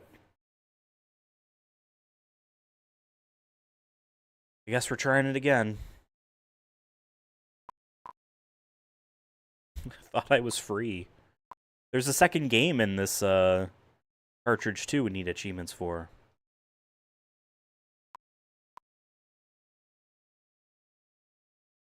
So something must still be in memory related to this achievement. Whatever it's referencing. Something must still be in memory when you hit reset. Like on the actual console. Like I needed to quote unquote pull the cord and plug it back in. God. Come on. Okay.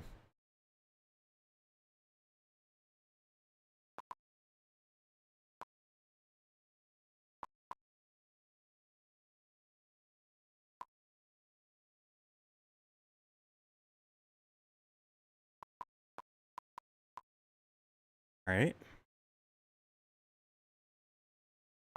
Okay. Great.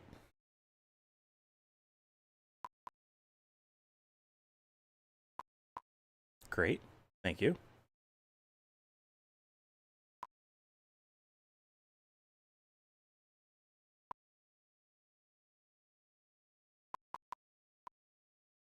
Shit.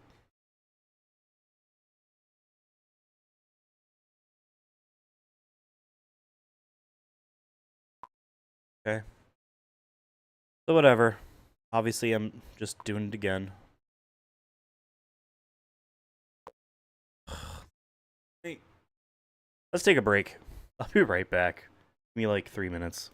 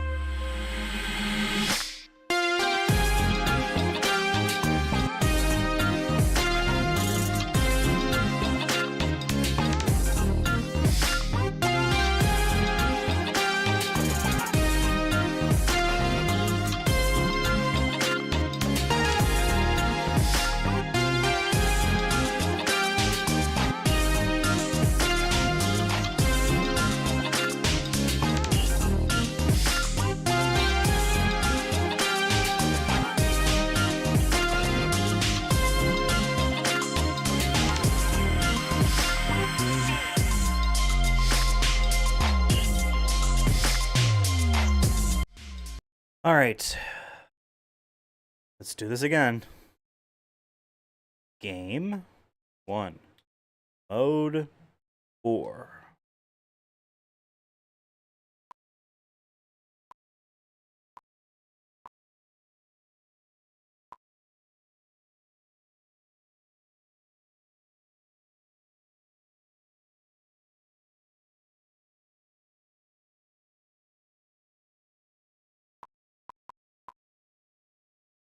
Gotta get to 20 before they get 1.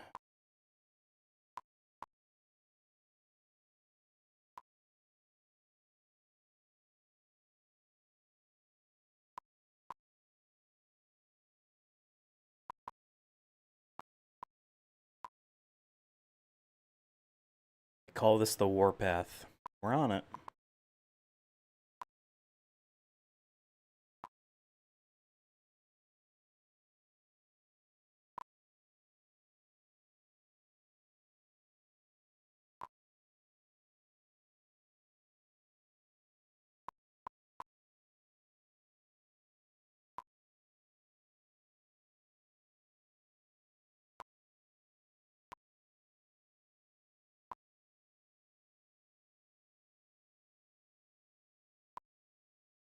Hit.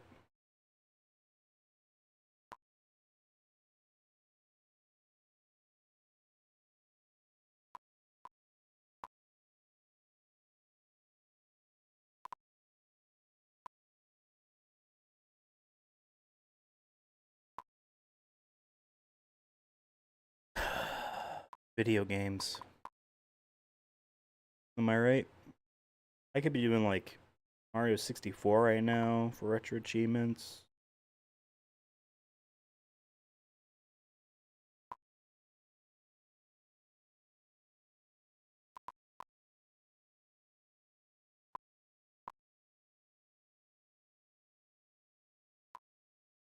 Okay. We're over halfway. If this doesn't work again, I guess I have this video. I can always request send a request on the retro achievement site for a manual unlock. Point them to a timestamp. Not very exciting to watch, but I mean it is very exciting. Thank you, David. The chat says I believe in you. This doesn't pop up when I hit 20. I love it. You get to last guy and it speeds up. That is one of the nice things about retro achievements, is that like it's hosted by a community, right? And those are real people. They're not like a corporation. You know what I mean? It's all volunteer people. And so yes, while there are rules and stuff, like they can be reasoned with. If it's like, hey, there was a problem with this thing and it didn't work. Like someone can hear you out and just like reapply it. Or if you're like, fuck, they just got it. If they're like, hey, I broke a rule. I don't know, whatever it would be. Like I hacked the game. I got achievements in ways that it wasn't intended. Not supposed to get them this way. Can you just remove those achievements from my list and I'll do it again normally? Like there's stuff like that you can do with them. Oh, David in the chat says that he's trying to fix his A button doesn't work in the menu after the new update. You might have to go. Well, you can use mouse and keyboard, and in this menu here, and then if you go, so I'm all the way. Well, I don't think you're in this. You're in the vertical version of this, so to speak, but in this kind of setting area, you can go to desktop menu, and what that shows is pops up. Hold on. By the way, you can use F11 to capture your mouse, and keep it like on screen. Come on. There we go. The desktop menu is like this, and it's how you can see, you know, all your playlists and whatnot. So you can go into. not all of the options are easily available in the desktop menu, but you can in online updater, update controller profiles. I just did it right now. And then it will reboot in. Actually, doing this is how my 8BitDo 3D controller, my 8BitDo 64 controller here, got re-recognized. It was initially labeled as generic 18-button gamepad to the Nintendo Switch N64 controller. Because I guess the controller is still new enough? I don't understand. But you can manually manage all of that stuff yourself. And if you go into input, retrobinds, port 1, you can set the individual controls for the system level, like the actual overhead level. So that might help you. Wait, did I lose? Do I need to reset? Yeah, I did. Fuck.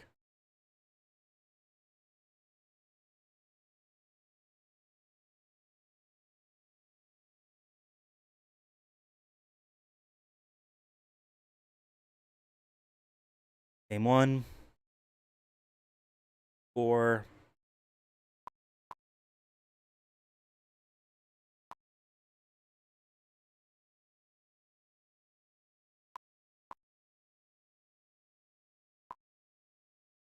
And you can also manually look at the controller profile files. I don't remember what folder path it's in, but it's literally just file documents named after each controller. You can open it up and you can manually set which gamepad key is to be what button, so to speak.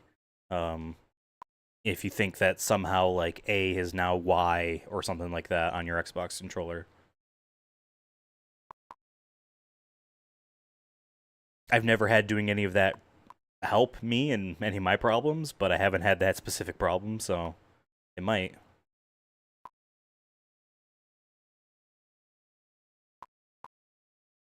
And worst comes to worst too, you can reinstall RetroArch, which I think is how you update it in the first place. Make a backup of your saves somewhere, obviously, but you can reinstall RetroArch over the same file path that it normally is, and that will keep your settings. So if you think that like there's just something broken, truly, you could always try that. But I love RetroArch. It's a great front end. However, there is just so many options. It's so overwhelming in how it's presented. And I don't think that there's a single user interface option that they have, because there's a few. I showed the desktop one. There aren't any of them that are like, yep, this is great. Like, all of them have their pros and cons. The desktop menu is great just to like quickly do stuff, obviously with just the mouse and double clicking and opening, just seeing dense information, right? I don't necessarily need iPad level screen real estate. But then like there are just some straight up settings where I'm like, I don't know how to even find this in the desktop menu. And then this is the XMB version, the old PSP, PS3 menu version that I default to. But it has its pros and cons over like I forget what it's called, but the more vertical graphical interface option as well. I still get lost. And controller settings specifically always gives me a problem, because there is a difference between the video games themselves, the cores, you know what I mean, the emulator cores that the games are running on, and then RetroArch itself. Like, those are 3 different controller settings. The actual menu, and then like I basically have to reset what the controls are every single time. Now you have A and B are just switched. You can change that, but I understand with everything I just said, you run the risk of fucking it even further by trying to fix it. So I 100% understand. I would also, I mean, you have that PS4 controller. I obviously understand you don't want to use that, but like plug that in and see, like, hey, is the X button, you know what I mean? Is X and circle, or are they swapped like A and B? You know what I mean? Just to see. Um,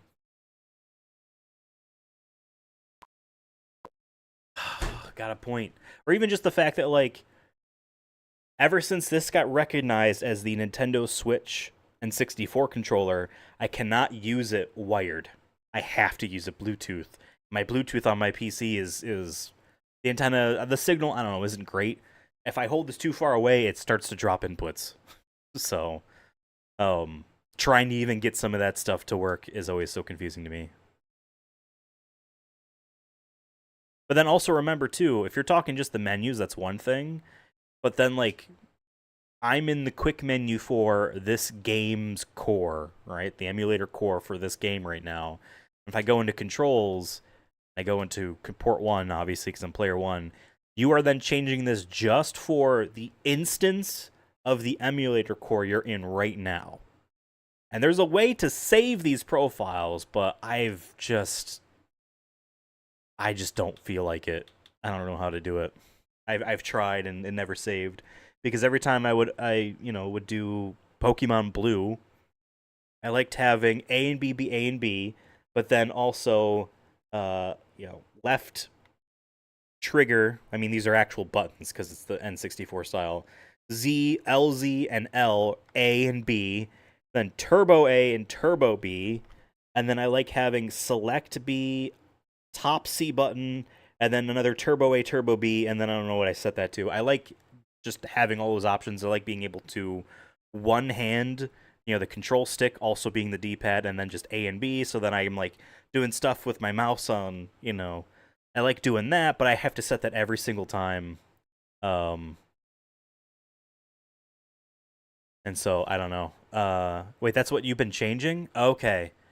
So right now you're in either the quick menu that's visually here in main menu. You can see at the top left corner of my screen. It's cut off a little bit, but it says main menu. Or if you're in like your individual game, you've been going down to controls inside the game itself. You don't want that. For the actual menu itself, you want to go to settings, which I understand your graphical interface is a little bit different, but you can find the gear cogs, and you want to go to input here. Then enter in retro binds, port 1. This should say, because you're using an Xbox Series X controller, essentially, Xbox wireless controller. I don't know what it would say, but it would say something like that. You'd be like, cool. Leave that no, leave that no, leave that no. You can click this to reset all the controls. I'm not going to do that right now. But then these are the individual. So like they do the Switch style of just showing the 4 face buttons and circling them in. So like it doesn't work for me because this is a 6-button controller, but you can set that correctly. But then for the actual game itself, you might need to change some things for the actual in-game controls specifically. That makes sense. And they like these options are set to what the emulator core is, and so you might need to reset some things. I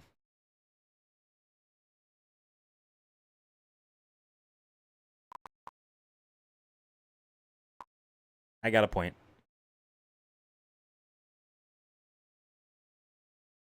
I understand. You're not on your PC. You're on the handheld. Okay.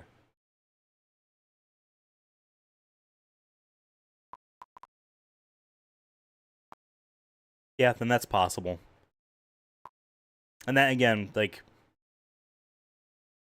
there's so many like this is a great emulator front end. RetroArt's a great emulator front end, and there's far worse. Sorry, folks out there that are older that are very defensive about MAME or the multi-arcade machine emulator. Its interface is terrible. It's so dated looking and feeling and operating. It's fine. because it doesn't need to be a piece of commercial software, you know what I mean, meant to be sold to the iPad generation. I get it.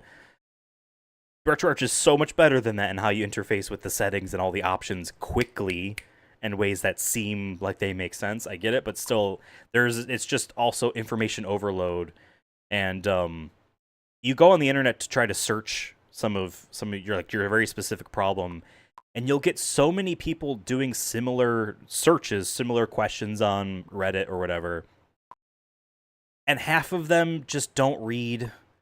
So they'll be like, "How do I get this game to load?" And it's like their solution is the actual solution to their problem is so simple, but like their knowledge on computing, on interfacing with a computer, you know what I mean, is so like minimal, that they just don't understand like how to extract a zip file. How do they do that? Where do they even put it? They have the game just on their desktop and they're expecting the thing to find it. You know what I mean? Or like, where do they find their saves? Stuff like that. So when you have like a real problem, like my Nintendo 64 or Switch Online controller isn't mapping the buttons correctly, you're getting overloaded with people's dumb questions and getting answers for those that are similar. And it's like, it's an annoying rabbit hole of like, all right, which of these is actually my problem? How can I find people? This controller's been out for years now. I think it was 2021, 2020 that controller came out. People get it working. How do I get it to work? And I never solved that problem. Until, like, I kind of did, and I realized, oh, it has to be Bluetooth only. But then, this isn't the case for this controller here that I'm using right now, even though they're both classified the same. But the N64 Online controller, the analog stick, I push it in all the way, and it registers it as as like halfway. You know what I mean? Halfway pushed in one direction, even though I'm pushing it all the way. So clearly I just need to set the dead zones correctly. But I don't know how to do that. Other emulators have, you know, like DuckStation and PCSX2, PS1 and 2, have an interface for analog stick calibration, stuff like that. But I don't see anything like that in RetroArch. It's annoying, etc.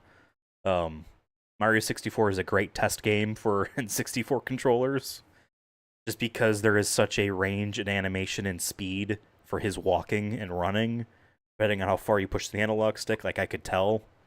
You know what I mean? This is great. I love it, but it's information overload, and sometimes a simple problem, like, how do I get my controller to work? It's like we're off to see the wizard. We gotta go on a journey. And then by the time you maybe get it solved, you're like, I don't want to play anymore. I'm done for the day.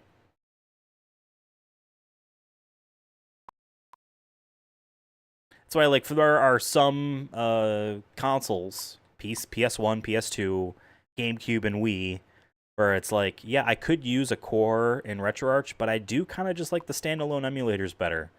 Like, yes, like there's a Dolphin core in RetroArch. I could run GameCube and Wii games off of there, and like my discs are in here.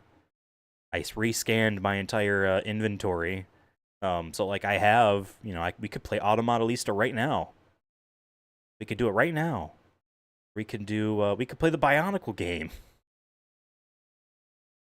or one of the Call of Duty spin-offs.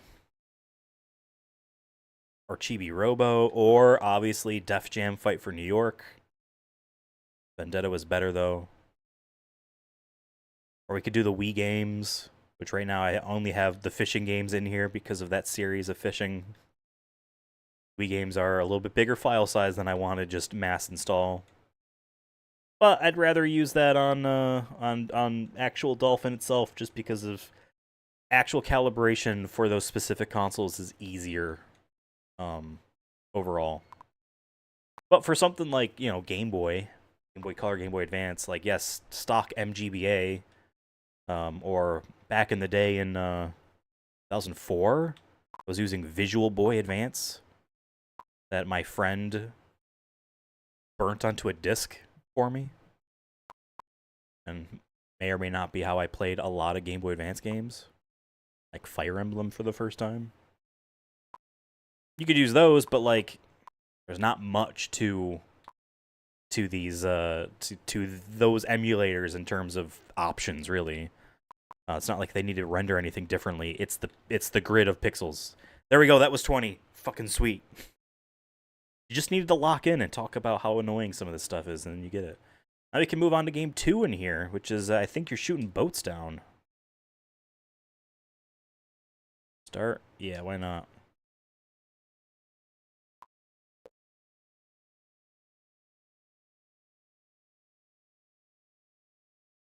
How did I get 99 points?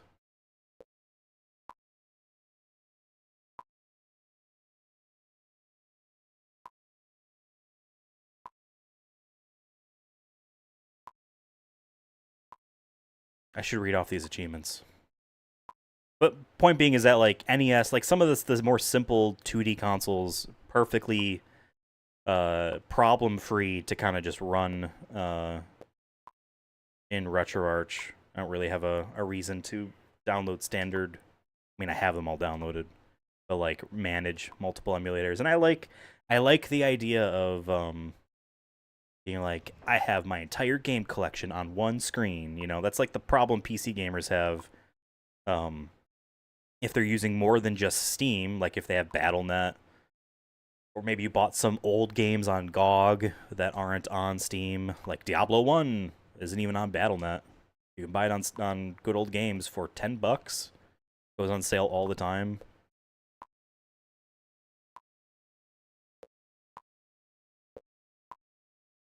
Alright, so back ship gives you 5 points, middle ship gives you 3, and then what does front ship give you, 2 or 1?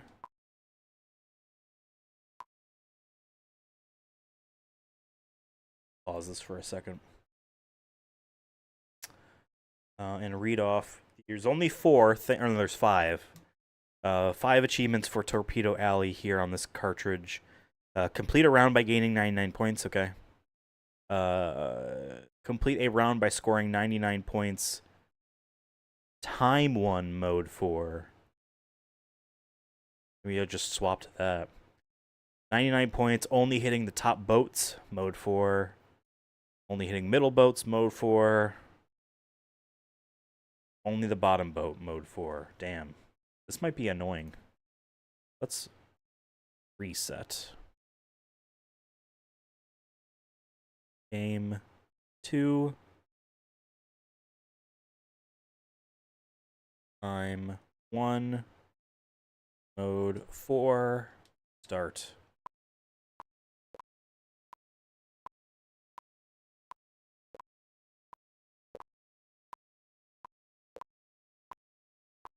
I just get to 99. We just gotta win. God, I hope it's right player, not player 1.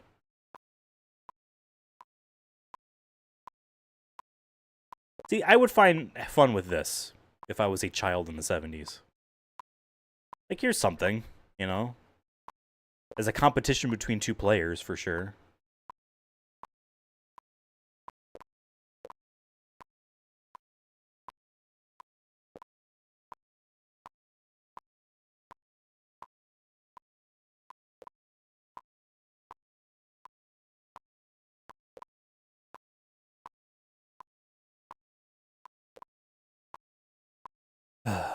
Glad audio is not cutting out on me anymore. That was so annoying yesterday. I literally, my final moments of platinuming a game I had in the back of my mind for 13 and a half years as a game I'll never be able to do. Way too hard. It's way too much. It's so, like, hard, and you need to be lucky, and I'll never be able to do it. My final moments of playing that game was silent, at least for my microphone. Whatever. I would love to replace a lot of the equipment here.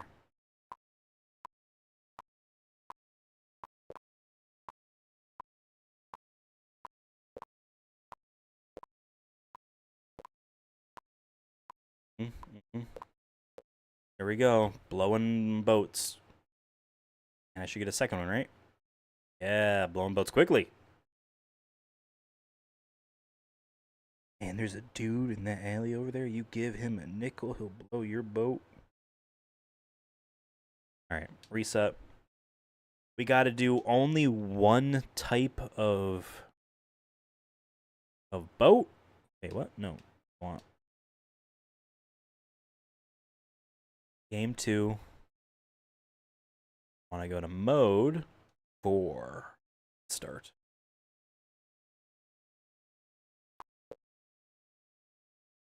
Okay. Ooh, okay.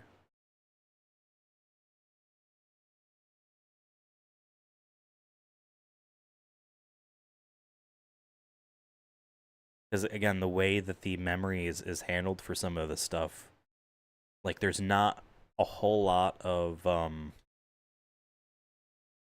variables and whatnot for like these achievements to hook into that are able to be isolated. Damn. Okay.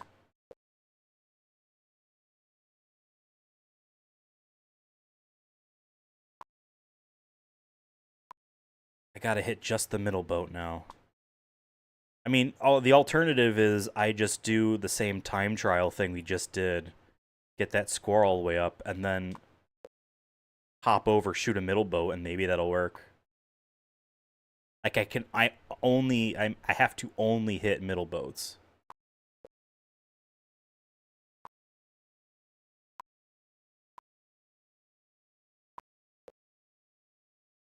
Ah, fuck. Shot a bottom boat. This is tough. Why would they do these achievements? Okay.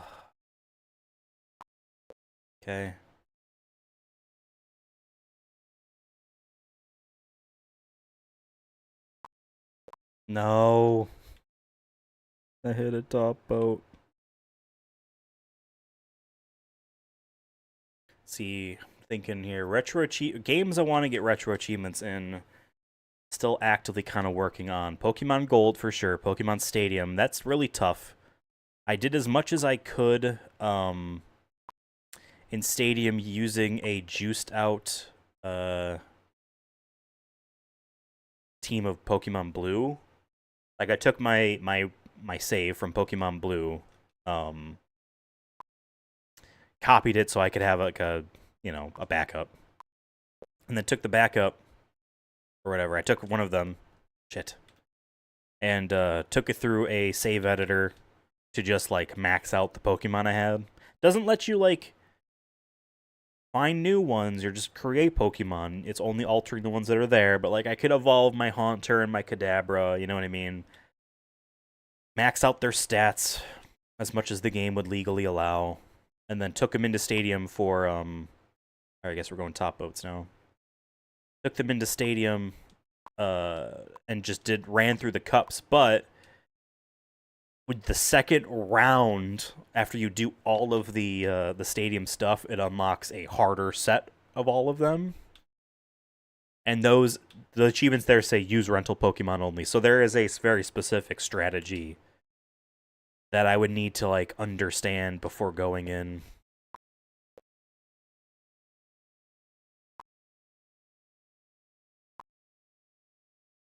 Just timing this wrong. Ah, in the middle boat.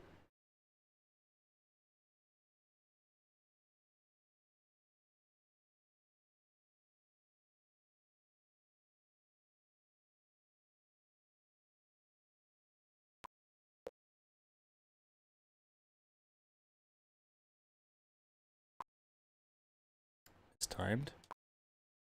It's timed. Going for top boats.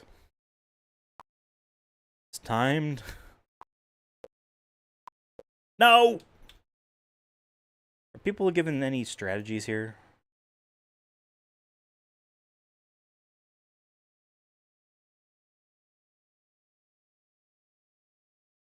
For these achievements, let me read.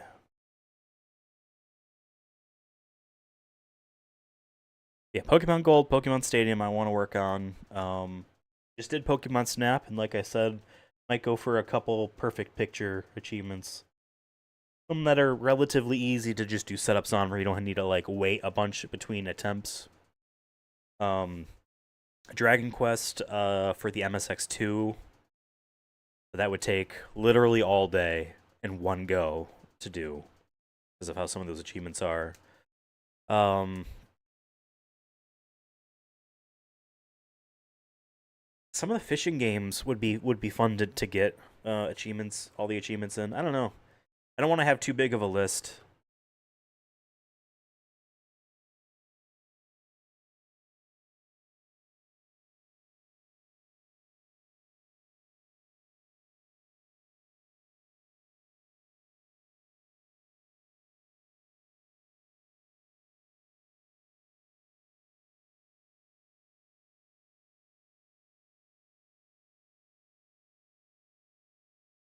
Huh.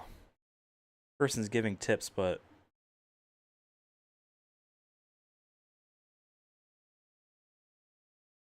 I don't know if they'll be useful to me in practice. Okay.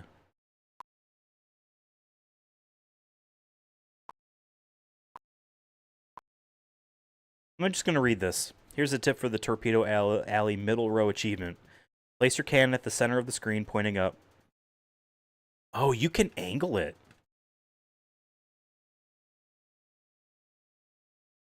Weird. Then focus on the specific row you're shooting at. Get in the rhythm of 1, 2, 3. It's 1 when the boat you're aiming at is directly above you and lined up with the boat below. 2, the next time it appears. On 3, you shoot. That way, you're never going to accidentally hit the boat in the row below. 1, 2, 3. 1, 2, 3. Maybe they need to be going the same way. I understand. I also want to do Pokemon Crystal. I also kind of want to do Red and Yellow itself. And I don't know. I just want to do a lot of the Pokemon ones too. Wait. 1, 2, 3. No.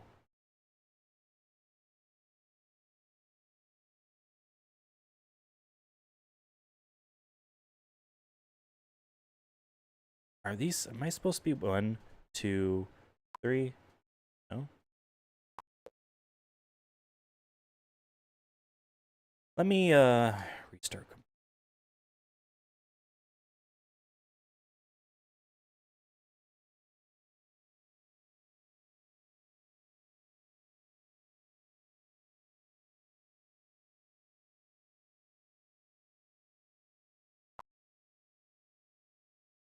2, 3, 2. I don't know what I'm doing.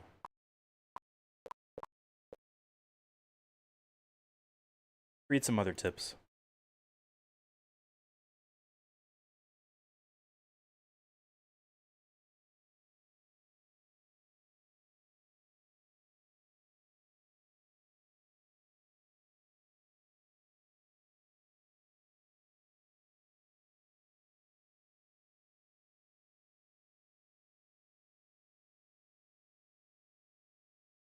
People are giving like counting advice, and I guess I just don't understand what exactly I'm supposed to be counting because stuff is moving so fast.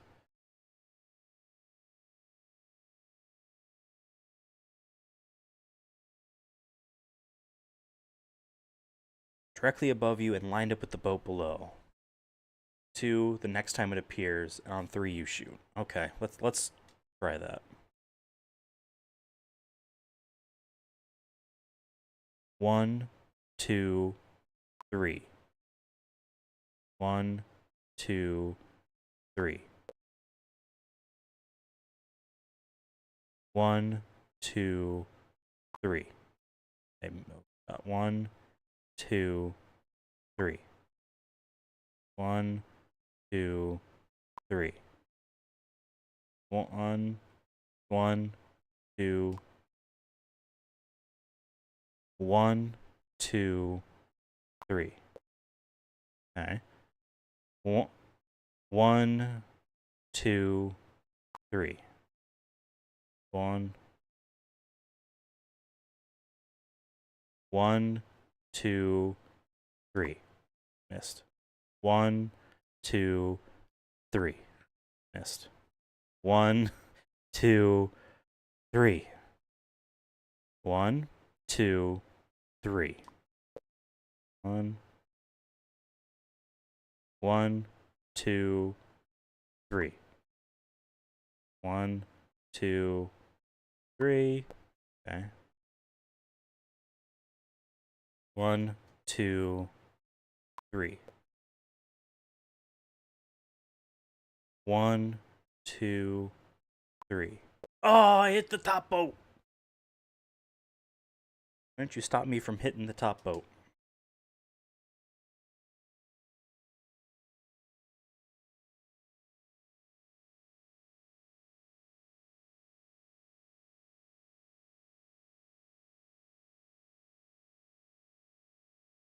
Okay. 1, 2, 3. 1, 2, 3. 1, 2. 1, 2, 3. They're not counting in rhythm, I understand now. It's just like time the boat appears.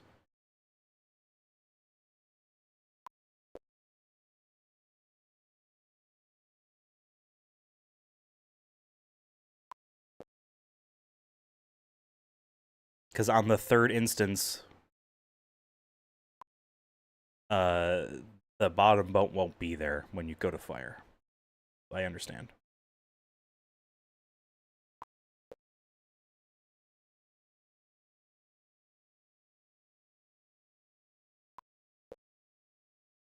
Slow, but this is how we're doing it.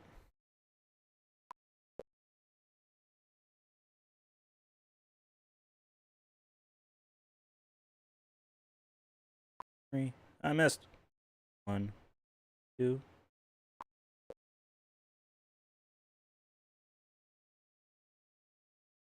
2. Oops.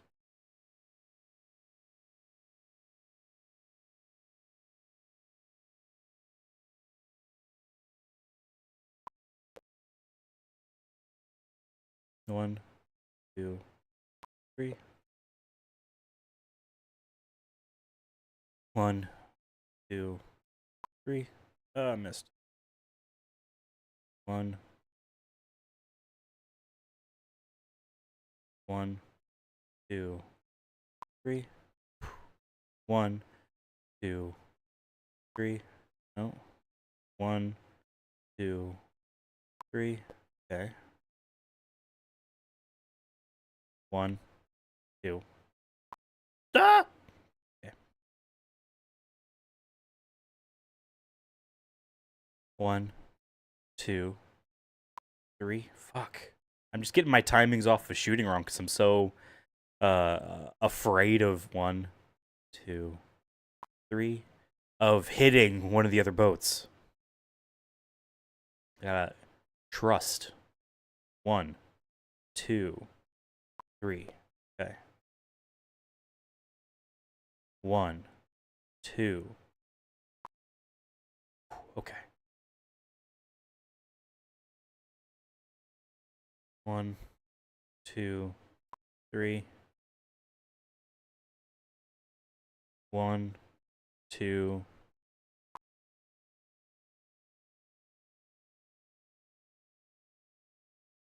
1, 2, 3. Fuck. Missed.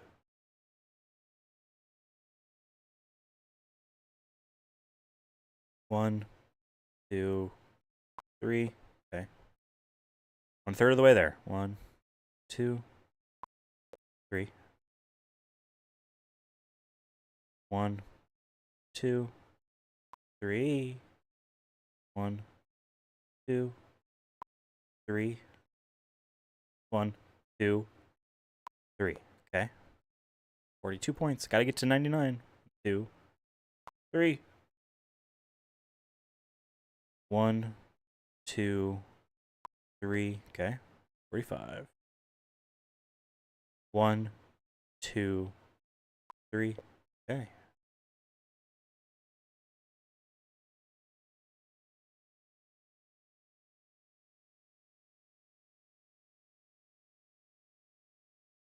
One, 2, 3.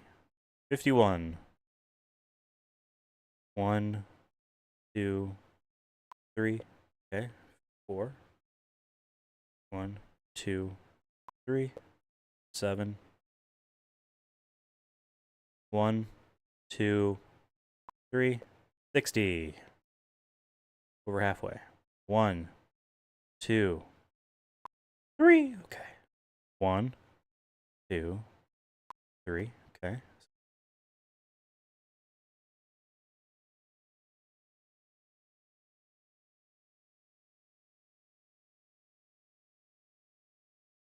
Gotta wait. These. Okay.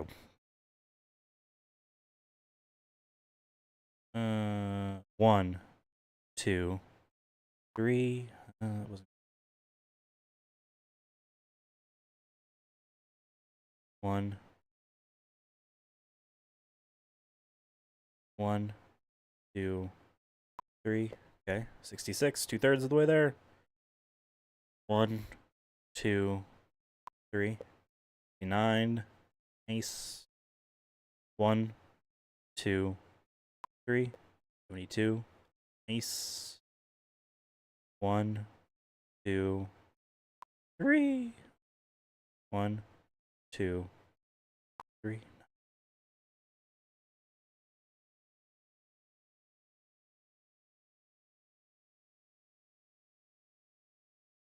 I don't want to get too risky here. 1, 2.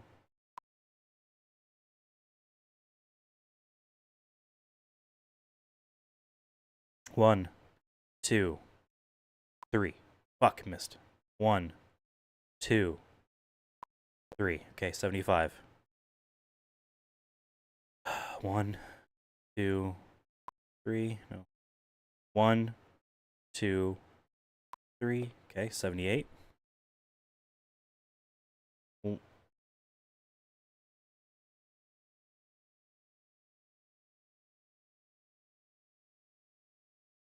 1, 2, 3. 81. 10 times 9. Bet you didn't know that.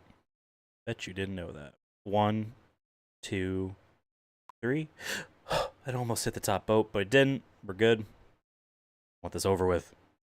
1, 2, 3. Shit! It did hit the top boat. Fuck. God damn it. It was so long. I want to die.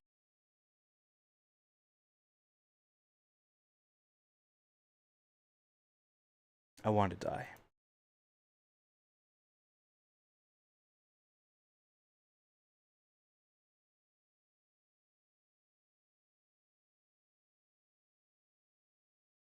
Want to die.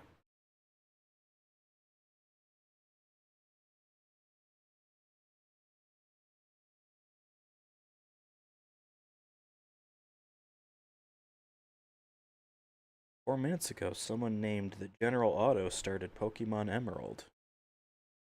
Already given up on Pokemon Yellow, huh? Oh, that quitter behavior. Ultimate quitter behavior.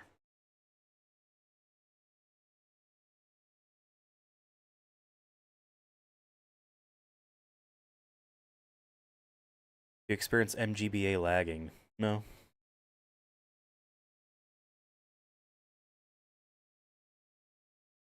Game 2. Mode 4. Again. Alright.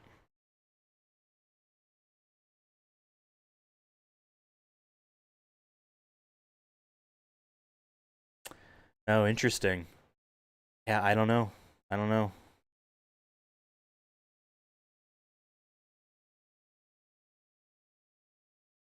I mean, you could also,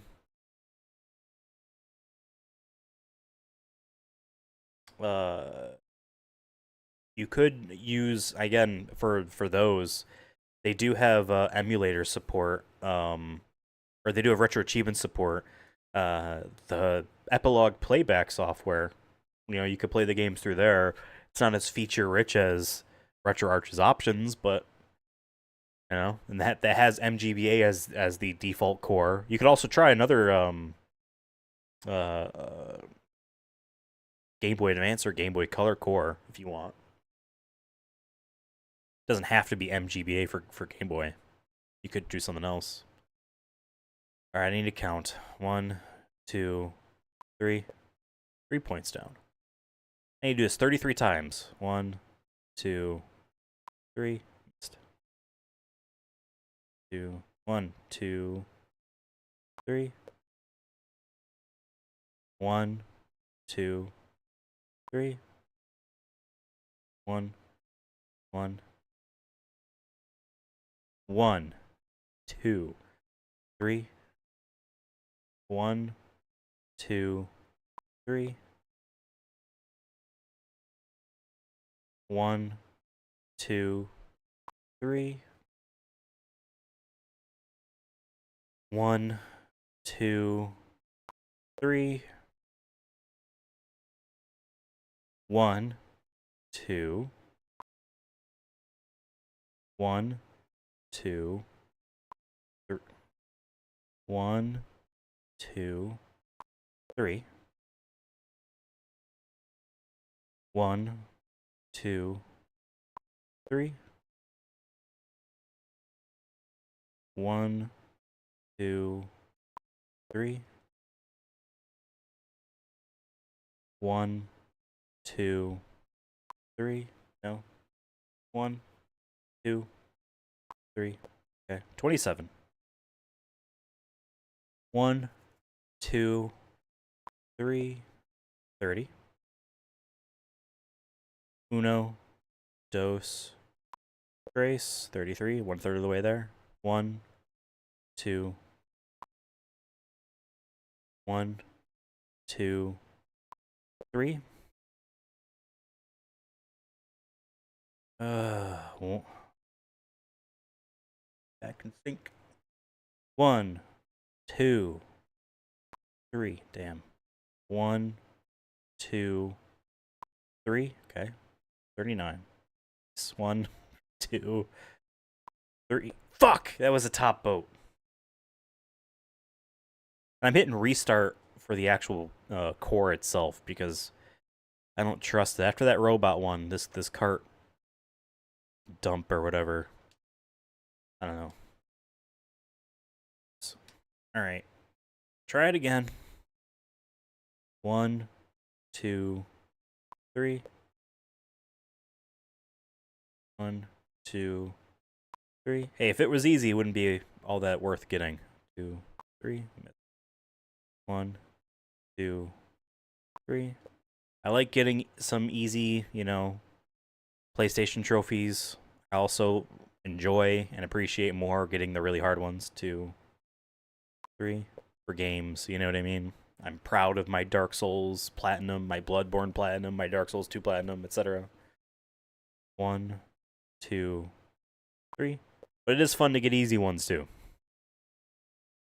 1, 2, 3. 1, 2, 3. 1, 2, 3. I'm just mistiming. 1, 2, 3. 1, 2, 3. Okay. 2, 3. 21. Uno, dos, tres. 1, 2, 3. Missed. 1, 2, 3. Missed. 1, 2, 3. Missed. 1, 2, 3. Hit. 27. 1, 2, 3. 30. 1, 2, 3. 1, 2, 3. 1, 2. Okay, threaded the needle there. 1, 2, 3. 1, 2, 3. 1, 2, 3. I think after this video cart, we'll be done. What was this, video cart 13? I wished I could get to 16. I think we're stopping at 13 for this stream. And maybe, you know, I kind of want to do Pokemon Gold. I don't know if I want to categorize it as a separate stream or not. This is technically about Fairchild Channel F games, so maybe I will spin up another stream maybe a half an hour after this one ends for some Pokemon Gold. 1, 2, 3. But I took a Dragon Quest break of like a few weeks, so I have to refamiliarize myself with what I was doing in Pokemon Gold, like goals-wise. 1, 2, 3. Oh, and you know what? So YouTube has it's stupid, and it's not meant for channels like this. And they're trying their best to get as much engagement as possible. And I watched the creator update videos, and this woman promised that the file size limit for thumbnails was increasing from 2 megabytes to 50. She promised that in October. I still don't have that option. And I don't understand, is it being rolled out? I don't get it. I have literal thumbnails that are over 2 megabytes. Wait, I have 4K thumbnails because they're meant for the TVs. I have 4K thumbnails ready to go for a stream I have planned now in mid-February for the S-Rank RPG Series Exploration Final Fantasy Legend. And I have not been able to freaking upload that thumbnail. So some of this stuff is clearly being rolled out slowly, but one of the options that we do have now isn't really useful, but I'm going to try for the Pokemon stream, is you can have it be, on YouTube's end, both the horizontal stream you see right now, as well as a vertical option that will be displayed to people watching through the Shorts feed, like a short. Now you're thinking, oh, does that mean you can have a second layout? Because I'm like, sweet. For our podcast clips, I have a special layout that moves everyone and all the elements to fit that frame. I think it looks really nice. Could we stream like that as well, in addition to streaming normally?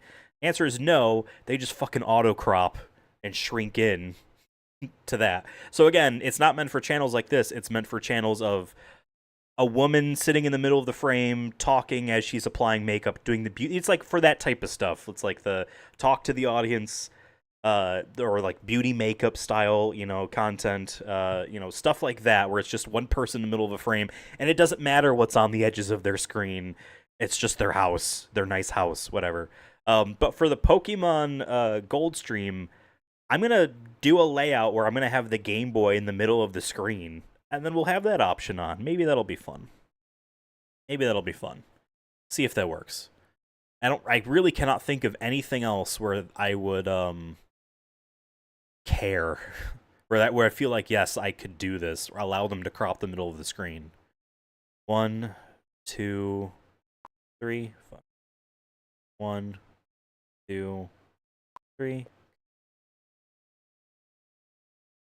1, 2, 3. Okay, 51. And maybe this will help with views. I don't know. 1, 2, 3. Missed. 1. I still gotta get the top boat 1, 2. At least that's worth more points. Worth 5 instead of 3 points. 1, 2, 3. 1, 2, 3. 1, 2, 3. It was around this time yesterday that I got the robocall from work saying it's too cold for tomorrow.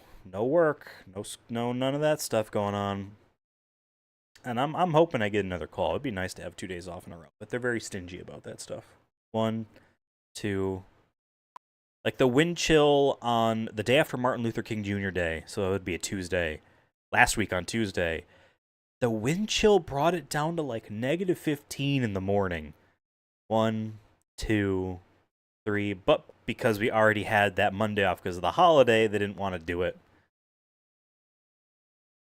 And then Friday was also not as bad, but bad enough that it should have happened. 1, 2, 3, 2/3 of the way there.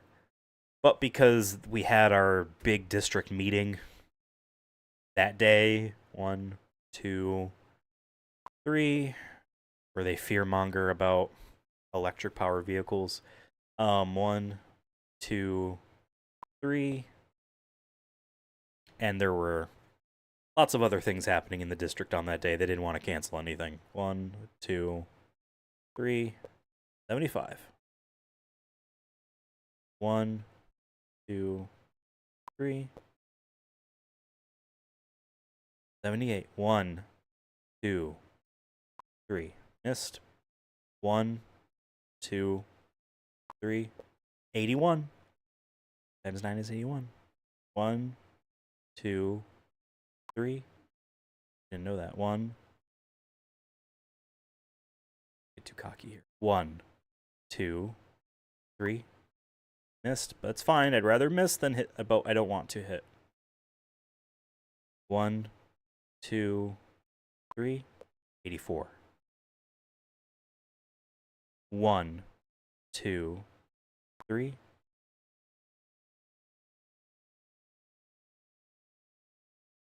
1, 2, 3. 1, 2, 3. 1, 2. Oh, I'm so glad that didn't hit the top boat. 1, 2. And that hit the top boat. We're done with this game. I will come back to this. This is the third Fairchild Channel F stream that I've done where I end frustrated on a game and say, we'll get to this one next time, and then I end up getting it off stream because it was so frustrating to me. Yeah, so that's going to be it for the stream. If you're watching as a VOD later, I mean, I guess goodbye. But I'm going to be booting up Pokemon Gold here. I'm going to set it for 3:15. So that's a half an hour from now. I set it for 3:15. Gives me time to run to the bathroom, eat a snack, and set up the thing. I'll have a very basic thumbnail I will probably replace later. Okay, thanks for watching. Take care of yourselves out there. And remember, shoot the middle boat.